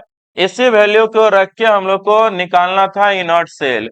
तो आप देखिए कैथोड था मेरा कॉपर, कॉपर का मान हम यहाँ पे रख दिए 0.34, फिर आपका एनोड का रखा गया और ई नॉट सेल का मान हमको निकल कर चला आया 2.71 वोल्ट आ गया। यहाँ से आप फॉर्मूला पहले ये आप निकाल लीजिएगा, उसके बाद ये फॉर्मूला लगाइए तो आपको आ जाएगा ई सेल अब बराबर आ जाएगा आपका ई नॉट सेल यानी 2.71 वोल्ट निकाले थे माइनस 0.0591।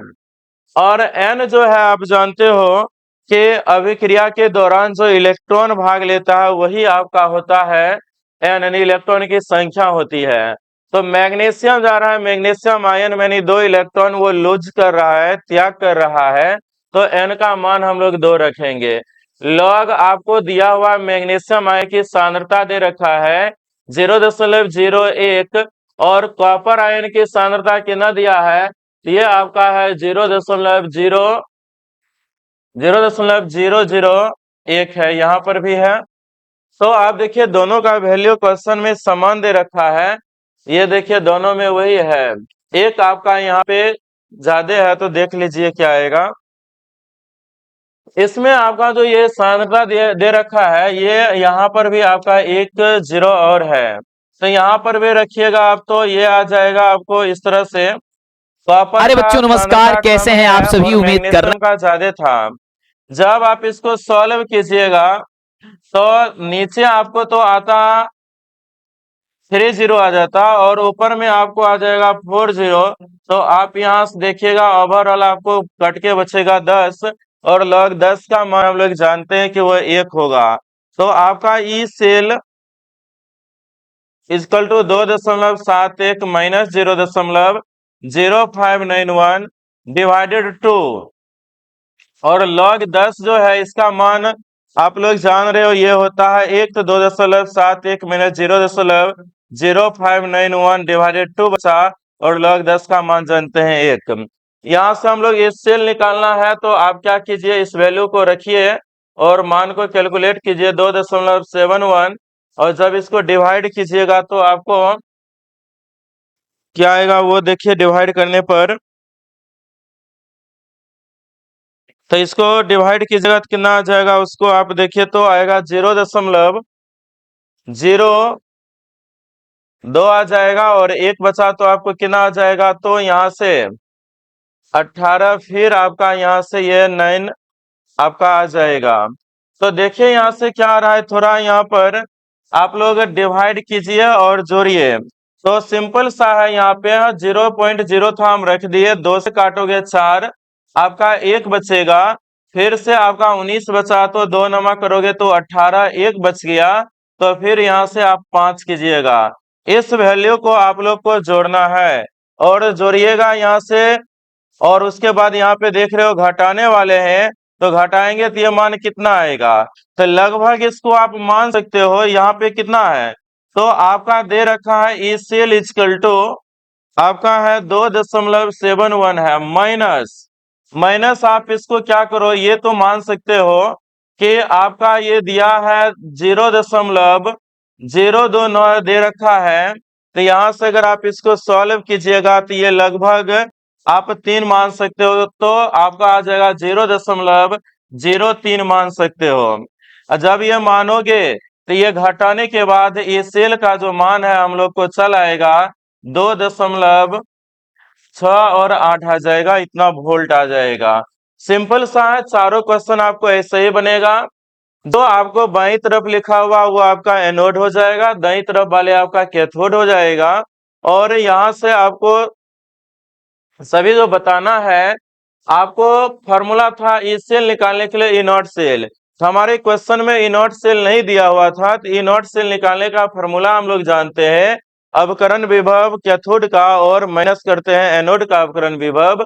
तो पहले ई नॉट सेल निकाल लिया करेंगे हर एक क्वेश्चन में, उसके बाद आप फॉर्मूला लगाओगे, सभी का सांद्रता दिया हुआ रहेगा, बाकी इसमें कुछ है नहीं, आपको जो है कैलकुलेशन है, कैलकुलेशन कर लीजिएगा, बात खत्म है। उसके बाद चलते हैं सेकेंड क्वेश्चन पे।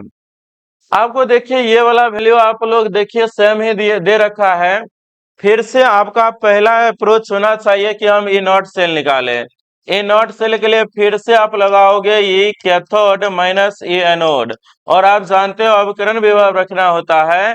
तो बताइए यहाँ पे आयरन बाईं तरफ है, बाईं तरफ जो रहेगा वो आपका एनोड और दाईं तरफ जो रहेगा वो कैथोड कहलाएंगे।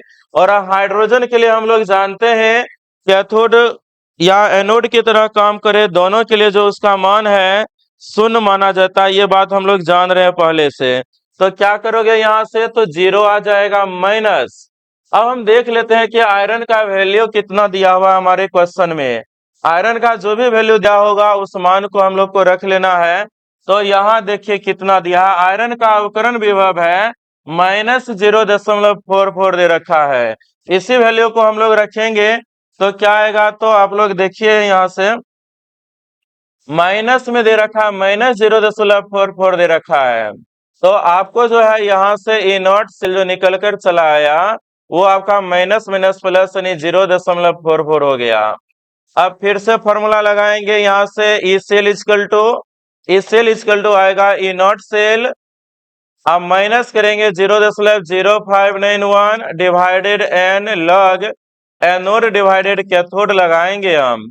तो यहाँ से बताइए आपका जो एनोड है सबका वैल्यू रखिए, ई नॉट सेल हम लोग निकाल चुके हैं 0.44 तो निकाल ही चुके हैं, 0.0591 एन का मान बताइए कितना लेंगे।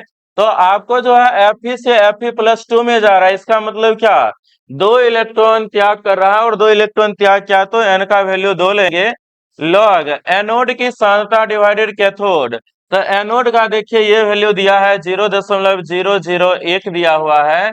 कैथोड का देखिए कितना दे रखा है, तो कैथोड का दे रखा है कितना, तो 1 मोलरता है तो यहाँ पर 1 रखिएगा। अब इसको सॉल्व करना है, इसी को सॉल्व कीजिए, जो भी आएगा आंसर उस हिसाब से चलाएगा। तो इसको आप उड़ाइएगा तो नीचे में आ जाएगा आपको 000 आएगा। तो आप इसको लिख सकते हो यहाँ से 0.4 और 4 माइनस 0.0591 डिवाइडेड 2 लॉग। अब बताइए यहाँ से 1/10 के पावर 3 लिख सकते हो इसको हम क्या लिख सकते हैं 1/10 के पावर 3 आप लिख सकते हो। जब ऊपर ले जाएंगे तो आपका जो है बन जाएगा ये 10 के पावर -3। और आप लोग बताइए लॉग, अगर आपको लॉग x के पावर -n होता है तो इसका फॉर्मूला लिखते हो माइनस लॉग x लिखते हो, -n log x लिखते हैं, यानी घात चिन्ह के साथ आगे चलाता है। तो यहाँ पर भी वही काम करना है हम लोग को, जो भी मान आया इसको आप रखिए चिन्ह के साथ, तो आ जाएगा यहाँ से ई सेल इक्वल टू आपको आ गया है 0.44 और यहाँ से आपको आ जाएगा 0.0591 डिवाइडेड 2, और इसका आप जानते हो घात आगे चला जाएगा तो आएगा -3, और log 10 का मान 1 ही होता है, ये गुना में अपना है तो ये गुना क्या हो जाएगा प्लस में आ जाएगा, नहीं E cell equal to 0.44 minus 0.0591 divided 2, और ये आपका जो माइनस है ये आप बन जाएगा प्लस, क्योंकि -3 है और ये गुना में 3 रहेगा। इसको सॉल्व कीजिएगा, इस सेल का वैल्यू अपना कैलकुलेट होके चलाएगा। यानी आप लोग प्रोसेस देखिए किस तरह से हम लोग को सॉल्व करना है। जब इसको आप लोग सॉल्व कीजिएगा तो 0.523 आ जाएगा, सॉल्व करने पर इतना वोल्ट आपको आएगा। तो अभी देखिए हमारे क्वेश्चन में ये चीज दिया हुआ है कि सेल का विद्युत वाहक बल निकालना है। नेक्स्ट हमारे क्वेश्चन में ये आने वाले हैं कि कौन सी सेल अभिक्रिया होगी और कौन सी सेल अभिक्रिया नहीं होगी, तो उसमें भी हमको यही प्रक्रिया करना है। बस अगर इस सेल का मान हमको अगर पॉजिटिव आ जाएगा, धनात्मक आ जाएगा, तो जानते हो डेल्टा जी हो जाएगा ऋणात्मक, और डेल्टा जी ऋणात्मक हो जाएगा तो उस कंडीशन में आपका वो सेल अभिक्रिया होगी स्वतः। इसी चीज को अगले क्वेश्चन में हम लोग को चेक करना होगा। आज हम लोग वैल्यू निकाल के छोड़ देते हैं, उसमें वैल्यू निकाल के ये बताना होगा कि ये सेल अभिक्रिया होगी कि नहीं होगी। अगर पॉजिटिव में मान आएगा, जैसे यहाँ पे देख रहे हो पॉजिटिव में आ रहा है, पॉजिटिव में मान आएगा तो बोलेंगे कि सेल अभिक्रिया संभव है, निगेटिव में आएगा तो बोलेंगे सेल अभिक्रिया संभव नहीं है। इसी चीज को चेक करके बताना होगा। तो आज मुख्य रूप से जो भी क्वेश्चन है हम लोग को इसी पे आधारित है ही। तो देखते हैं नेक्स्ट क्वेश्चन आपका जो थर्ड नंबर क्वेश्चन जो है हम लोग का, वो है यहाँ पे दिया हुआ है 3 के बारे में। आपका जो है Sn जो है ये Sn+2 में जा रहा है और हाइड्रोजन के साथ बनाया गया। फिर से जैसे 2 नंबर क्वेश्चन आपको हाइड्रोजन के साथ था, तो हाइड्रोजन के लिए फिर आपका आ गया कैथोड बना है। इधर जो होगा वो एनोड और इधर वाले कौन होगा कैथोड होगा। आप जानते हो एनोड के रूप में रहे या कैथोड के रूप में रहे, हाइड्रोजन के लिए आपका ऑक्सीकरण या अपकरण विभव पूछ लिया जाए तो 0 मानते हैं। तो फिर से हम लोग ये सेल निकाले 0 है, माइनस ये एनोड का रिडक्शन पोटेंशियल, और Sn का वैल्यू हम लोग को क्वेश्चन में दे रखा है -0.14 दे रखा है। तो ई नॉट सेल का मान हम लोग के पास निकल कर आ गया 0.14 वोल्ट आ गया। फिर से हम यहाँ पे क्या किए, फॉर्मूला लिखे, E cell equal to E not cell minus 0.0591 N log anode बटा कैथोड। एनोड बटा कैथोड को आप लिख सकते हो एनोड के रूप में एसएन है, एनोड के रूप में एसएन है तो एसएन, और कैथोड के रूप में एच प्लस है तो एच प्लस रहेंगे। लेकिन आपको यहाँ पर एक नया देखने को मिलता होगा कि यहाँ पे एच प्लस का हम स्क्वायर दे दिए हैं, ठीक इसी तरह, लेकिन बाकी दो क्वेश्चन में हम ऐसा किए नहीं। तो इसका रीजन हम आपको बताने वाले हैं कि ऐसा हम क्यों नहीं करते हैं। तो रिएक्शन थोड़ा हम लोग समझ लेते हैं, रिएक्शन कैसे लिखाता है। आपका जो यहाँ पे एसएन दिया हुआ है, बताइए एनोड ये है तो आपको तो लिखाएगा एसएन, कैथोड का अवकरण हुआ यानी हाइड्रोजन का अवकरण हुआ है तो H प्लस, और यहां से आप लिखिएगा SN गया ऑक्सीकरण हो गया और H2 ये हाइड्रोजन आयन अवकृत हुआ है। जब इसको आप संतुलित करोगे तो यहाँ पर 2 आएगा, तो 2 आएगा तो आपको ये ध्यान होगा कि हम जब M प्लस N वाले जब टर्म के थे तो वहां पर आपको ऐसा लिखा गया था, M सॉलिड करके लिखा गया था, और वहां पे 1/m प्लस n हम लिखे थे ऐसा। लेकिन आप ध्यान दीजिए इसमें है क्या, जो हम लोग एग्जाम्पल कर रहे थे उसमें हमको संतुलन की आवश्यकता नहीं था तो सीधा एनोड बाय कैथोड लिख देते थे। लेकिन यहाँ पर आपको Sn है, यहाँ पे जो आपका Sn है और H प्लस है, इसकी जो है आपको यहाँ पर तो नहीं, कुछ तो एक है, यहाँ पे कितना है 2 है।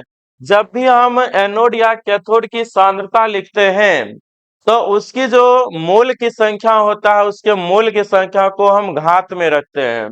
जैसे यहाँ पर है, आप इस समीकरण को आप इस प्रकार से दिखाओगे, हम लोग जानते हैं एनोड बटा कैथोड होता है, एनोड आपका Sn था तो Sn के Sn प्लस 2 जो है इसके आगे कोई भी मूल की संख्या नहीं है तो पावर में 1 आता, कोई दिक्कत नहीं था।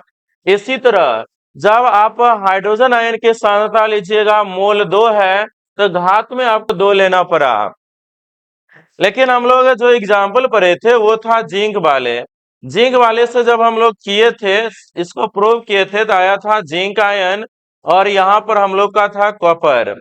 इसमें देखिए हम लोग को एनोड बटा कैथोड जब कर रहे थे तो आपका जिंक के आगे नहीं कुछ था तो 1, इसी तरह कॉपर के आगे भी कुछ नहीं था तो 1, तो सीधा हम लोग लिख देते थे एनोड डिवाइडेड कैथोड लिख देते थे, या आप लिख देते थे जिंक आयन और डिवाइडेड कॉपर आयन लिख देते थे। तो आज हम लोग को एक और सीखने को मिला कि जब भी आपका इस तरह का क्वेश्चन आएगा उसका केमिकल रिएक्शन लिखा कीजिए।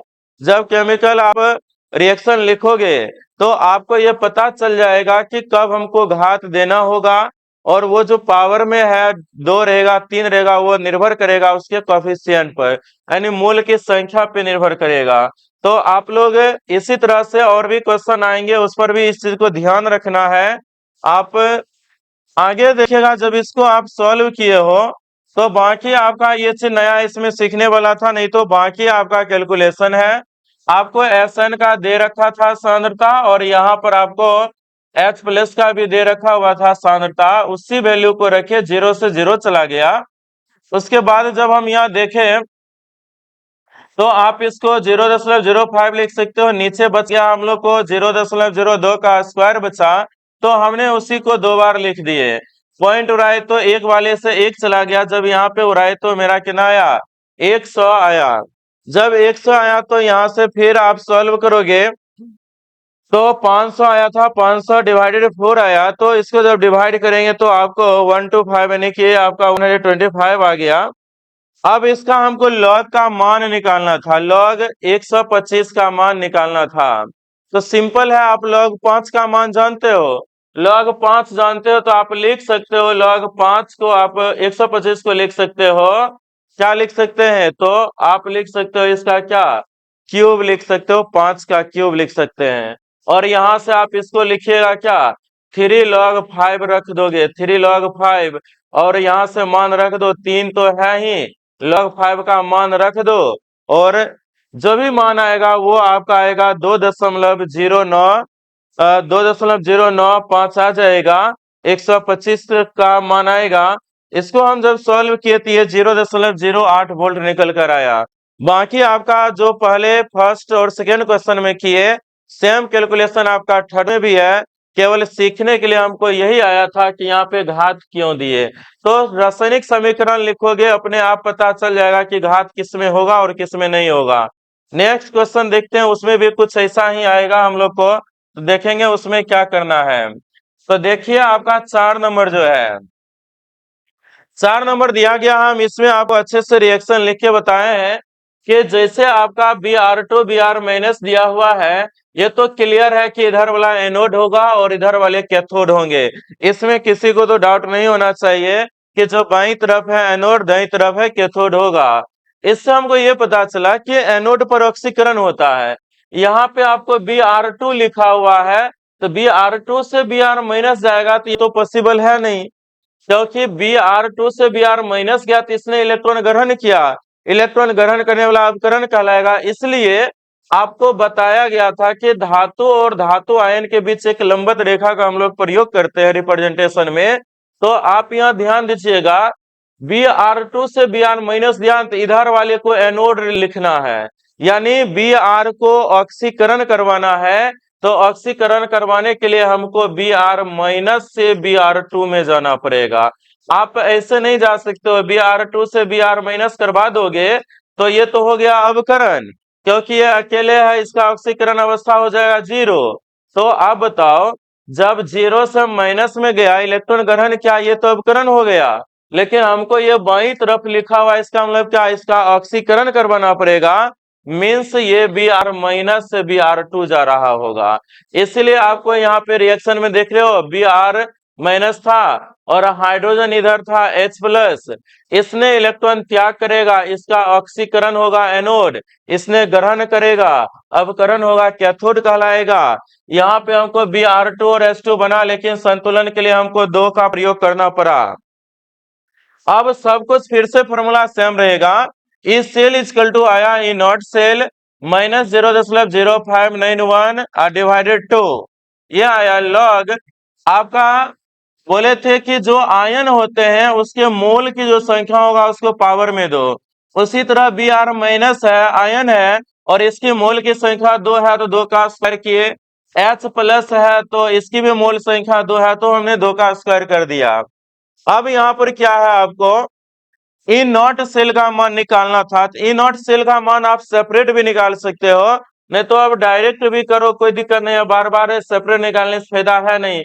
हम लोग जानते हैं ई नॉट सेल जो होता है वो होता है कैथोड माइनस एनोड होता है। तो यहाँ पर वही किया गया है। कैथोड आपका हाइड्रोजन है, कैथोड हाइड्रोजन है उसका 0, और एनोड आपका कौन है, तो एनोड Br है। तो Br के लिए मान हमको दे रखा था वो 1.08, उसी मान को रखे। यहाँ भी अगर उस मान को रखोगे तो सॉल्व करके आता माइनस 1.08, या डायरेक्ट यहीं पे मान रख लिया करो, कोई दिक्कत नहीं है। इसी बात को हम यहाँ पे लिख दिए हैं। अब यहाँ से निकालोगे तो ये वाला मान तो आया ही है। अब इसको जैसे ही सॉल्व करते हैं तो आप देखिए यहाँ पे जब इसको सॉल्व करते तो क्या आता, इधर हम आपको बता देते हैं क्या आता। आप लिखते 0.01 गुना, लिखते 0.01। इसी तरह आपको गुना में आता 0.03 गुना, फिर से 0.03। जब पॉइंट उड़ाओगे तो यहाँ से 2 2 4 2 6 और 2 8, यानी 10 का पावर जो है वो आपको 8 देखने को मिलता। 10 के पावर 8 देखने को मिलेगा तो इसमें आप देखिए क्या आ जाता। 10 के पावर 8 देखते तो इसको जैसे ही सॉल्व करते तो हमको 10 के पावर 8 डिवाइड में आ जाता। 1 गुना 1 1 ही रहेगा, और 3 गुना 3 कितना हो जाता 9। तो इसको आप लिख सकते हो 10 गुना 10 के पावर 7 डिवाइडेड 9 लिख सकते हैं। जब इसी को आप सॉल्व करोगे तो आता है 1.1 गुना 10 के पावर ये 7 आता है। तो वही बात यहाँ पर किया गया है। इसको सॉल्व करके यहाँ पर 1.1 गुना 10 के पावर 7 रखे हैं। यहाँ से आप लोग ये कैलकुलेशन देख सकते हो, इस प्रकार से आया था। फिर यहाँ पे जब हम करेंगे तो आएगा -1.08 और ये 0.0591 डिवाइडेड 2 और लॉग इसका मान हम लोग को रखना है। तो ये तो फिक्स है जो 10 के पावर 7 में है, तो लॉग 7 पॉइंट कुछ आएगा। तो यहाँ से आप लोग देखिएगा इसका वैल्यू क्या आएगा। तो इसका मान दे रखा है आपको, ये आपका है 4 नंबर, इसका मान आपका है Br2 का जो वैल्यू दे रखा है ये है क्वेश्चन में, आप लोग देखिए कितना दे रखा है इसका वैल्यू। तो ये मान आपका 7.045 दिया है। तो यहाँ से रखिएगा इसका मान तो आ जाएगा 7 यहाँ से 7.045 रखिएगा, ये आ जाएगा। वैसे भी हम जानते हैं कि जो 10 के घात में रहेगा उतना दशमलव आता, तो यहाँ पे 10 के पावर 7 में था तो 7 हम दे दिए। उसके बाद लॉग 1 से बड़ा है ये मान और 2 से कम है, तो लॉग 1 और 2 के मान के बीच में ही ये वैल्यू आता।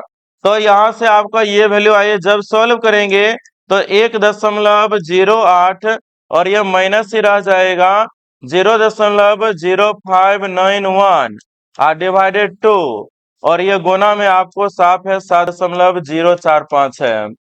सॉल्व कीजिएगा तो इसका जो टोटल है कैलकुलेट करने के बाद आप लोग कैलकुलेट कीजिएगा कितना आएगा। तो लगभग में है ये 1.2 वोल्ट के आसपास आएगा, क्योंकि आप देख सकते हो माइनस में आपका ये छोटी संख्या है और ये आपका 1 से बड़ा है, और आप जानते हो ये छोटी संख्या को अगर बड़ी संख्या के साथ गुना करते हैं तो छोटा ही मान आएगा। तो 1 से यहाँ पर हम लोग को 1.2 है, इसको आप लोग सॉल्व कीजिएगा तो लगभग कितना आएगा, तो 1.2 वोल्ट के आसपास आएगा। कैलकुलेशन आप कर सकते हो, केवल प्रोसेस आप देखिए किस प्रकार से करना था। रिएक्शन लिखा कीजिए, रिएक्शन लिखने के बाद ये हमको पता चलता है कि यहाँ पे जो सांद्रता है इस सांद्रता का पावर हमको कितना देना है या नहीं देना है, इस चीज को हम लोग समझ पाते हैं। बाकी सभी जगह हम लोग को ऐसा होता नहीं था कि आपका यहाँ पे दोनों का दोनों आयन है, इसीलिए आप देखते हो दोनों आयन वाला नीचे ही आ गया, क्योंकि एनोड रहता था इधर वाले, तो एनोड आपका एनोड इधर वाले रहते हैं तो क्या करते थे, इधर वाले आयन जो है जैसे आपका जिंक से था कॉपर आयन और बनता था क्या, जिंक आयन प्लस बनता था आपको Cu बनता था।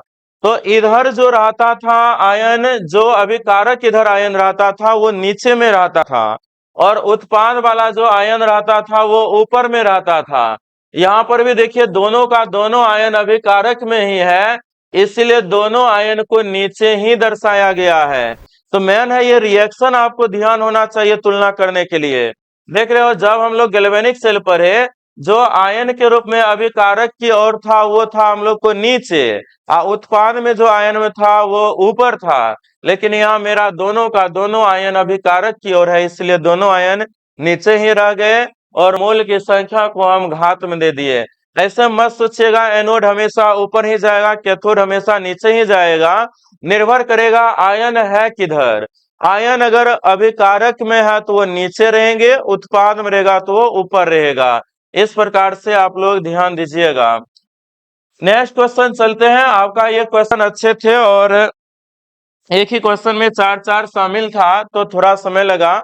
चलते हैं आपका जो ये 17 नंबर क्वेश्चन है, निम्नलिखित के लिए अपचयन कितने आवेश की आवश्यकता होगी। निम्नलिखित के अपचयन के लिए बताइए। 1 मोल एल्युमिनियम दिया है तो 1 मोल एल्युमिनियम आयन को हम ऐसे लिख सकते हैं, यहाँ नहीं कुछ है तो 1 होगा, और इसके लिए हमको 3 मोल इलेक्ट्रॉन चाहिए, तो आपका 1 मोल एल्युमिनियम जमा होगा, यानी 1 मोल इलेक्ट्रॉन पर उपस्थित आवेश 1 फैराडे कहलाता है। तो यहाँ 3 मोल इलेक्ट्रॉन है, इसलिए आंसर कौन आ जाएगा, 3 फैराडे आ जाएगा। इसी तरह आपका चलिएगा ख नंबर में दिया है आपका, फिर 1 मोल कॉपर को कॉपर में फिर से हम लोग लिखेंगे, कॉपर आयन है, इसको 2 मोल इलेक्ट्रॉन चाहिए और कॉपर में जाएगा तो यहाँ से 2 मोल इलेक्ट्रॉन है, इसलिए इसका आंसर क्या आएगा, 2 फैराडे आएगा। इस प्रकार के क्वेश्चन आपको पूछे जाते हैं, ऑब्जेक्टिव में ही पूछे जाएंगे। उसके बाद देखिए, अगर मान लो ये देता 1 मोल ना देके 2 मोल दे देता, तो हम लोग क्या लिखते हैं यहाँ से, 1 मोल के लिए 2, तो 2 मोल के लिए 2, अगर यहाँ कॉपर ले लेंगे तो कितना आता, 4 इलेक्ट्रॉन आता। 4 फैराडे की बात कर लेते, तो जैसे देगा उस हिसाब से हमको कह देता 5 मोल कॉपर आयन के लिए, यहाँ लिखते 5 कॉपर आयन, तो इनको यहाँ पे क्या करना पड़ता, 10 मोल इलेक्ट्रॉन करना पड़ता, और ये आपका कहलाता 5 मोल कॉपर, और आंसर आता हम लोग को 10 फैराडे आता। जैसा रहेगा उस हिसाब से आप सॉल्व क्या करोगे। चलते हैं नेक्स्ट क्वेश्चन, क्वेश्चन ग। फिर 1 मोल है MnO4 माइनस, MnO4 माइनस में मैग्नीज आ रहा है, Mn+2 में जा रहा है। तो बताइए यहाँ पर मैग्नीज का ऑक्सीकरण अवस्था जो आएगा वो +7 आएगा, कारण एक ऑक्सीजन को चाहिए 2 इलेक्ट्रॉन, और यहाँ पे है 4 ऑक्सीजन, तो चाहिए 8 इलेक्ट्रॉन। ऑक्सीजन को 8 इलेक्ट्रॉन चाहिए, 1 माइनस ये डिनोट कर रहा है कि 1 इलेक्ट्रॉन है, 8 में से 1 इलेक्ट्रॉन है, तो बचा 7 इलेक्ट्रॉन मैग्नीज से लेगा ऑक्सीजन, इसलिए +7। अब +7 से जाना है Mn+2 में, इसका मतलब इसको 5 मोल इलेक्ट्रॉन चाहिए। अब 5 मोल इलेक्ट्रॉन चाहिए मीन्स कितना आवेश चाहिए, तो 5 फैराडे चाहिए।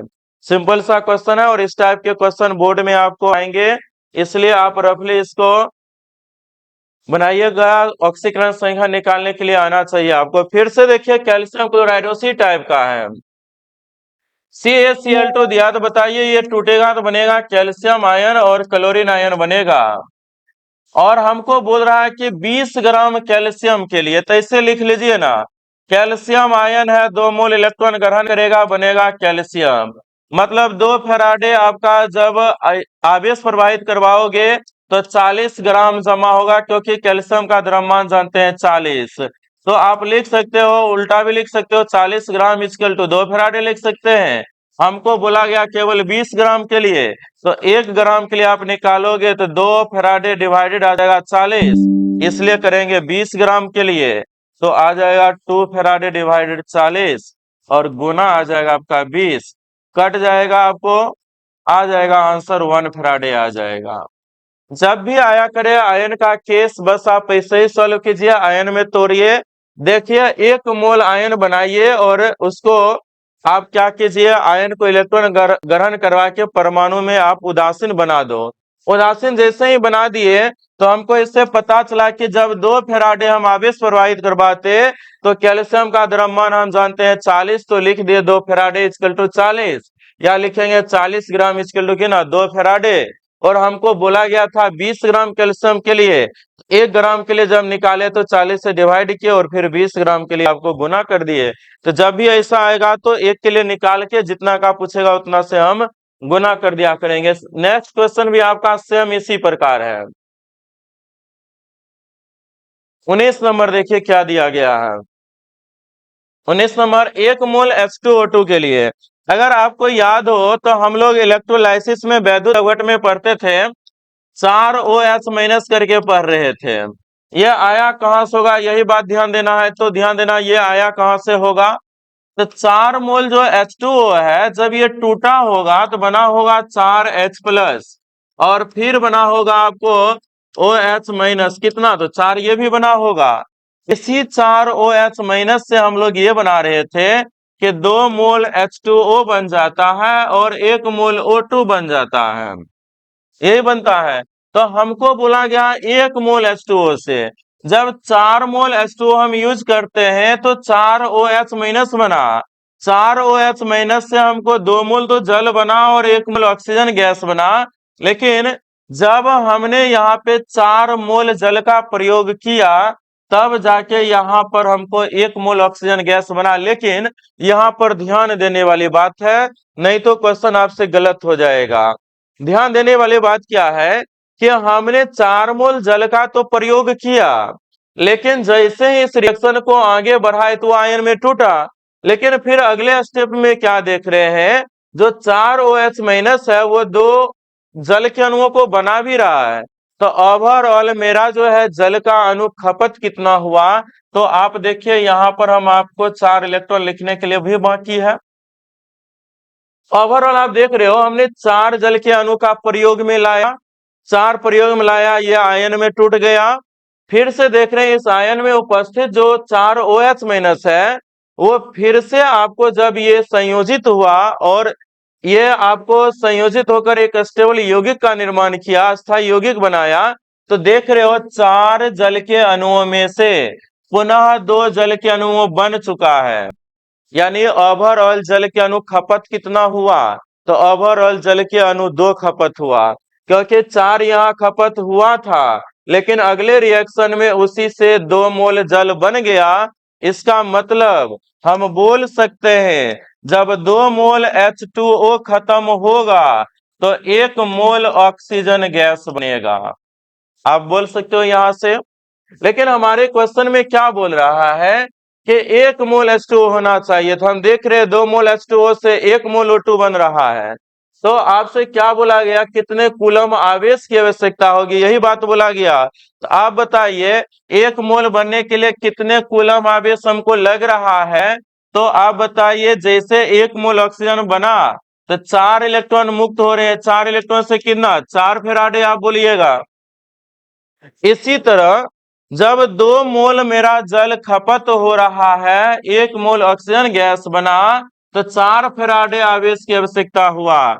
तो हमारे क्वेश्चन में बोल रहा है 1 मोल के लिए, तो 1 मोल H2O के लिए क्या हो जाएगा, तो 1/2 O2 हो जाएगा।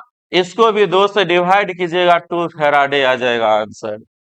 क्या किए आप ध्यान दीजिए, हमने क्या किए हैं, इसमें क्या किया गया है कि आपको 4 मोल H2O था, 4 मोल H2O था, यहां से 4 H प्लस और 4 OH माइनस आपको बना, और यहां से हम देख रहे हैं फिर वही 4 OH माइनस जब आपको ऑक्सीजन गैस के निर्माण में भाग लिया तो 2 मोल जल बना, 1 मोल ऑक्सीजन गैस बना और 4 मोल इलेक्ट्रॉन मुक्त हुआ।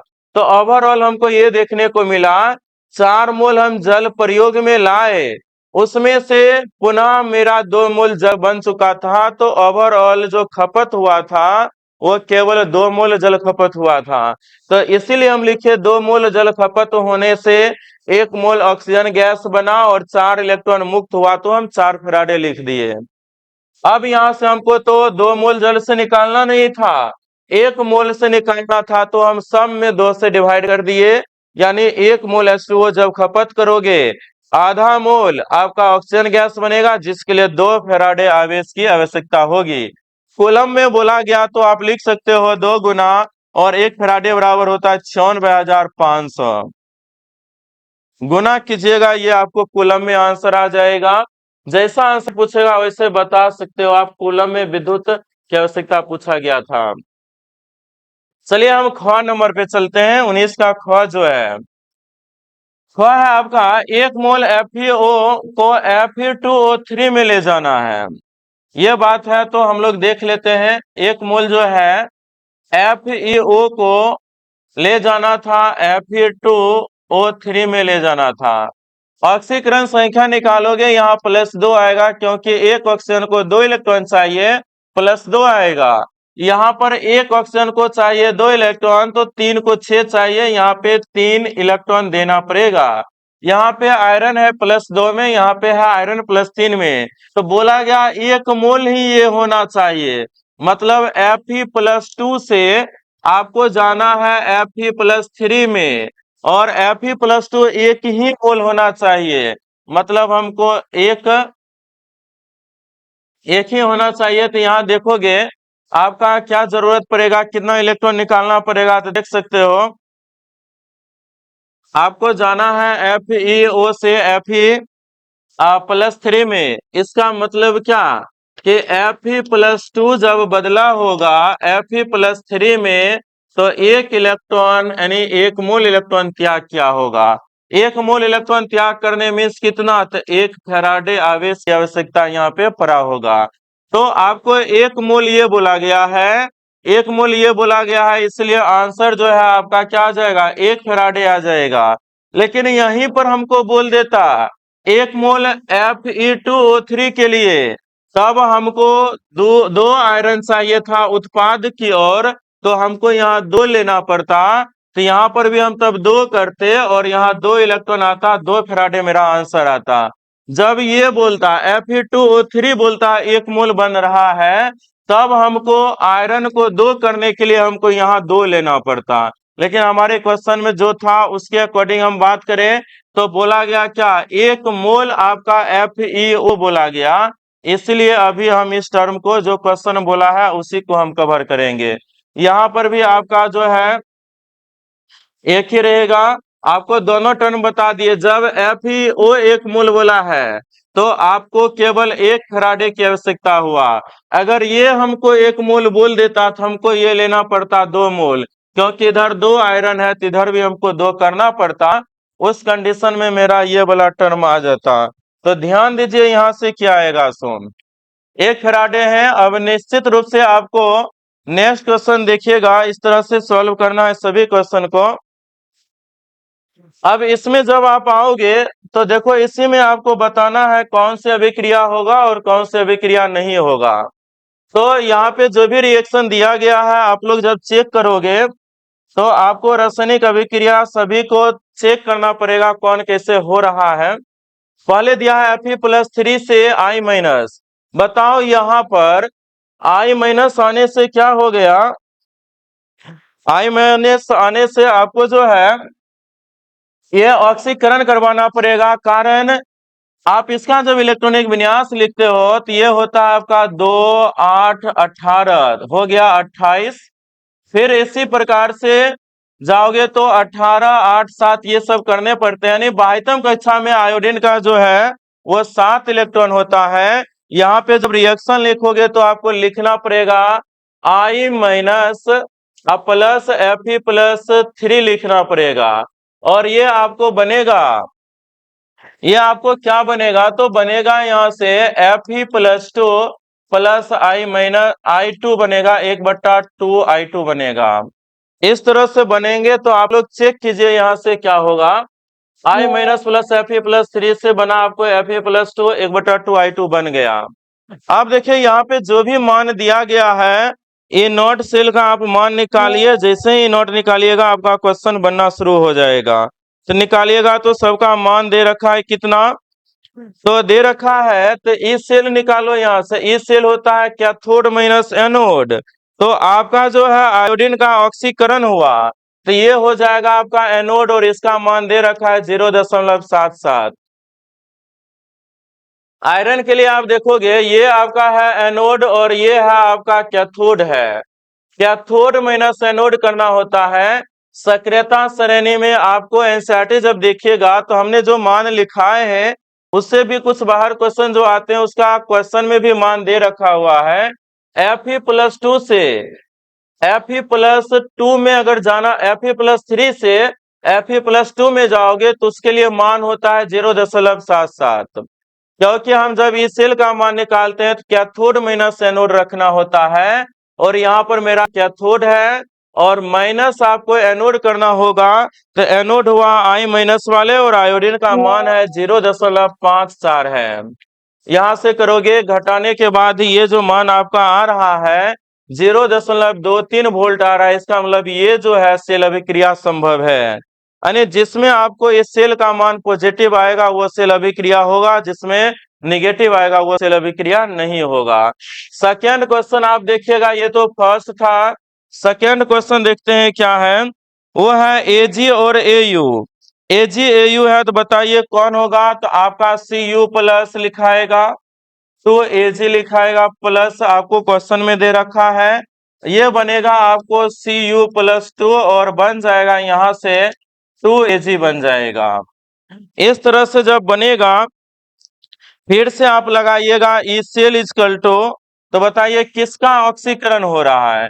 कॉपर का ऑक्सीकरण हो रहा है।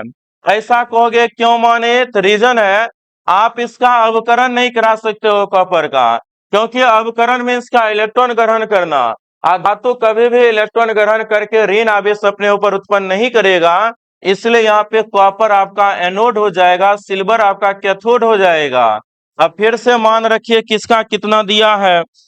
तो आपको जो है यहाँ पर सिल्वर का मान जो दिया है वो 0.80 है। माइनस करोगे कॉपर का है 0.34 है। फिर से ये देख रहे हैं आपका जो है मान आ रहा है 0.46 वोल्ट आ रहा है। इसका मतलब ये है ये भी सेल अभिक्रिया होगा। जिसमें पॉजिटिव मान आ जाएगा वो सबका सब सेल अभिक्रिया होगा। इस चीज को आप लोग ध्यान दीजिएगा। क्वेश्चन नंबर 3 की ओर चले। क्वेश्चन नंबर 3 आपका थर्ड क्वेश्चन क्या है वो देखिए। थर्ड में है Fe+2 और Br-। तो बताइए फिर से ये Br- है। इसका स्टक पूरा हो चुका है तब ये इलेक्ट्रॉन त्याग ही करेगा। और Fe+ आपका 3 है। तो यहाँ से जब ये बनेगा तो Fe+2 और ये बनेगा आपको Br 1/2 Br2 बनेगा। तो अब यहाँ से जब कीजिएगा तो फिर से इसका अवकरण हुआ तो ये कैथोड और ये एनोड। फिर से जब आयरन +2 से +2 कहते हैं +3 से +2 में जाता है तो उसके लिए ई सेल जो है उसका मान होता है 0.77। आयरन के लिए जब आयरन आपका जाता है +3 से +2 में जाता है तो उसका मान 0.77 होता है।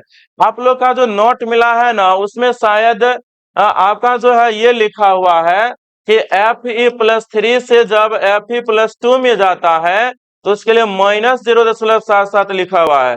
ये आपका मिस प्रिंट होगा। ये प्लस वैल्यू होता है। आप लोग एनसीईआरटी उल्टा के देखिएगा ये प्लस वैल्यू दिया हुआ है ठीक ना।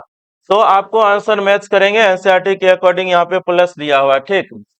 तो ध्यान दीजिएगा। तो फिर से हमको आयरन के लिए कैथोड है कैथोड माइनस एनोड।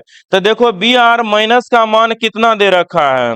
Br- का मान है 1.08 ये दे रखा है। जब इसको सॉल्व किया जाएगा तो कितना आएगा। तो जब सॉल्व करेंगे तो ये माइनस में आ जा रहा है और ये माइनस में आएगा। और जैसे ही ये माइनस में आएगा तो बोलेंगे सेल अभिक्रिया नहीं होगा। 0.31 वोल्ट जो आ रहा है माइनस में ये आपका सेल अभिक्रिया नहीं होने वाला है। यानी जब ये नॉट सेल धनात्मक आएगा तो सेल अभिक्रिया होगा, ऋणात्मक आएगा तो सेल अभिक्रिया नहीं होगा।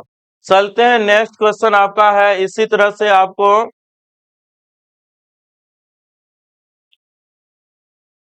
देखिए 21 नंबर है। एक गैल्वेनिक सेल में निम्नलिखित में से अभिक्रिया होती है तो सेल का निरूपण करना है। तो बताओ ये आपको गैल्वेनिक सेल मान लिया गया और इसका सेल का निरूपण करना है। तो आप जानते हो ऑक्सीकरण वाले भाग को बाईं तरफ।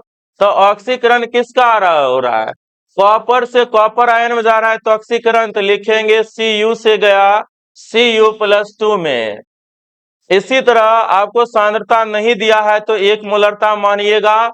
लवण सेतु को दिखाने के लिए डबल लाइन का हम प्रयोग किए। उसके बाद आपको क्या हो रहा है यहाँ से कॉपर से कॉपर आयन में गया। अब क्या यहाँ हो रहा है तो सिल्वर का अवकरण हो रहा है प्लस से 0 जा रहा है तो लिखोगे Ag+ और इसकी भी सांद्रता नहीं है तो एक मोलरता और सिंगल लाइन लिखेंगे Ag। यही तो निरूपण करना है आपको। जैसे गैल्वेनिक सेल में हम लोग कर रहे थे एनोड वाले को बाईं तरफ और कैथोड वाले को दाईं तरफ लिखना है। इसी प्रकार से लिखना है 21 का भी।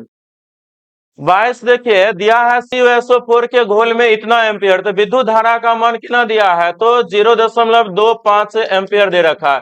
1 घंटा तक टी दिया है 1 घंटा यानी आवर। इसको आप 60 से गुना करोगे मिनट में आ जाएगा। फिर 60 से गुना करोगे सेकेंड में आ जाएगा। इस तरह से आएगा। करने पर इलेक्ट्रोड पर मुक्त कॉपर की मात्रा पूछ रहा है। बताइए W हम लोग पढ़े हैं A/N और यहां से आपको आ जाता है IT। NF यहाँ पर क्या आता है A/NF गुना में क्या IT। ये मात्रा निकालने के लिए तो W। तो कॉपर बोला गया कॉपर मीन्स होता है परमाणविक द्रव्यमान। ये जानते हैं 63.5 होता है। N का मान लीजिएगा तो CuSO4 जब टूटेगा तो बनेगा Cu+2 और SO4 -2 बनेगा। तो 2 इलेक्ट्रॉन का स्थानांतरण यहाँ पर है तो 2 और यहाँ पे आपको आएगा 96,500 कूलम। I का मान आपको है 0.25 और यहाँ पे इसको जब गुना कीजिएगा तो ये बचा आपको 60 गुना 60 यानी 3600 आएगा। इसको सॉल्व कीजिएगा तो इसका मान निकल कर आएगा। तो सिंपल सा ये फॉर्मूला था W = A/NF पर बैठाना है। इस कैलकुलेशन को आपको सॉल्व करना। ए मीन्स होता है परमाणविक द्रव्यमान, कॉपर का परमाणविक द्रव्यमान ये होता है, एन मूल की संख्या था 2 और एफ 57,500 कूलम हो गया। और इस प्रकार से आपको आई और टी का मान निकल कर चला आया। आज का जो है हम लोग का लास्ट क्वेश्चन आने वाले हैं, जिसका भी यही प्रक्रिया है। देखिए आपका क्या है, धात्विक तार से इतना एम्पियर की धारा 2 घंटे के लिए, यानी आई का मान दिया है कितना, तो 0.5 एम्पियर दिया है। समय दिया है आपका 2 घंटा, यानी कि 2 गुना 60 करोगे मिनट में, फिर 60 करोगे तो सेकेंड में। प्रवाहित होती है तो तार से कितने इलेक्ट्रॉन प्रवाहित होंगे, तो आप लोग को पता होगा। फिजिक्स में आप लोग पढ़ते हो Q बराबर एक IT भी फॉर्मूला पढ़ते हैं, और एक आप Q बराबर NE भी फॉर्मूला पढ़ते हो। तो लगा दो, तो यहाँ से ये दोनों आपस में बराबर, तो ये दोनों भी आपस में बराबर होंगे। इलेक्ट्रॉन की संख्या हमको निकालना है, तो लिख सकते हो NE = IT लिख सकते हो। और यहाँ से हमको N जो होता है ये इलेक्ट्रॉन की संख्या होती है, I का मान दे रखा है 0.5 और गुना T का मान यहाँ से 2, और ये आपका 60 गुना 60 है। तो डिवाइडेड आप इलेक्ट्रॉन के अगर बारे में बात करोगे तो इलेक्ट्रॉन का मान कितना रखोगे, तो 1.6 गुना 10 के पावर -19। तो सॉल्व कीजिएगा, यहाँ से इलेक्ट्रॉन की संख्या आपको चलेगा, इसी को सॉल्व करना है केवल। और इस प्रकार से जो सब्जेक्टिव में 23 क्वेश्चन थे, 23 का 23 क्वेश्चन हमने सॉल्व किया।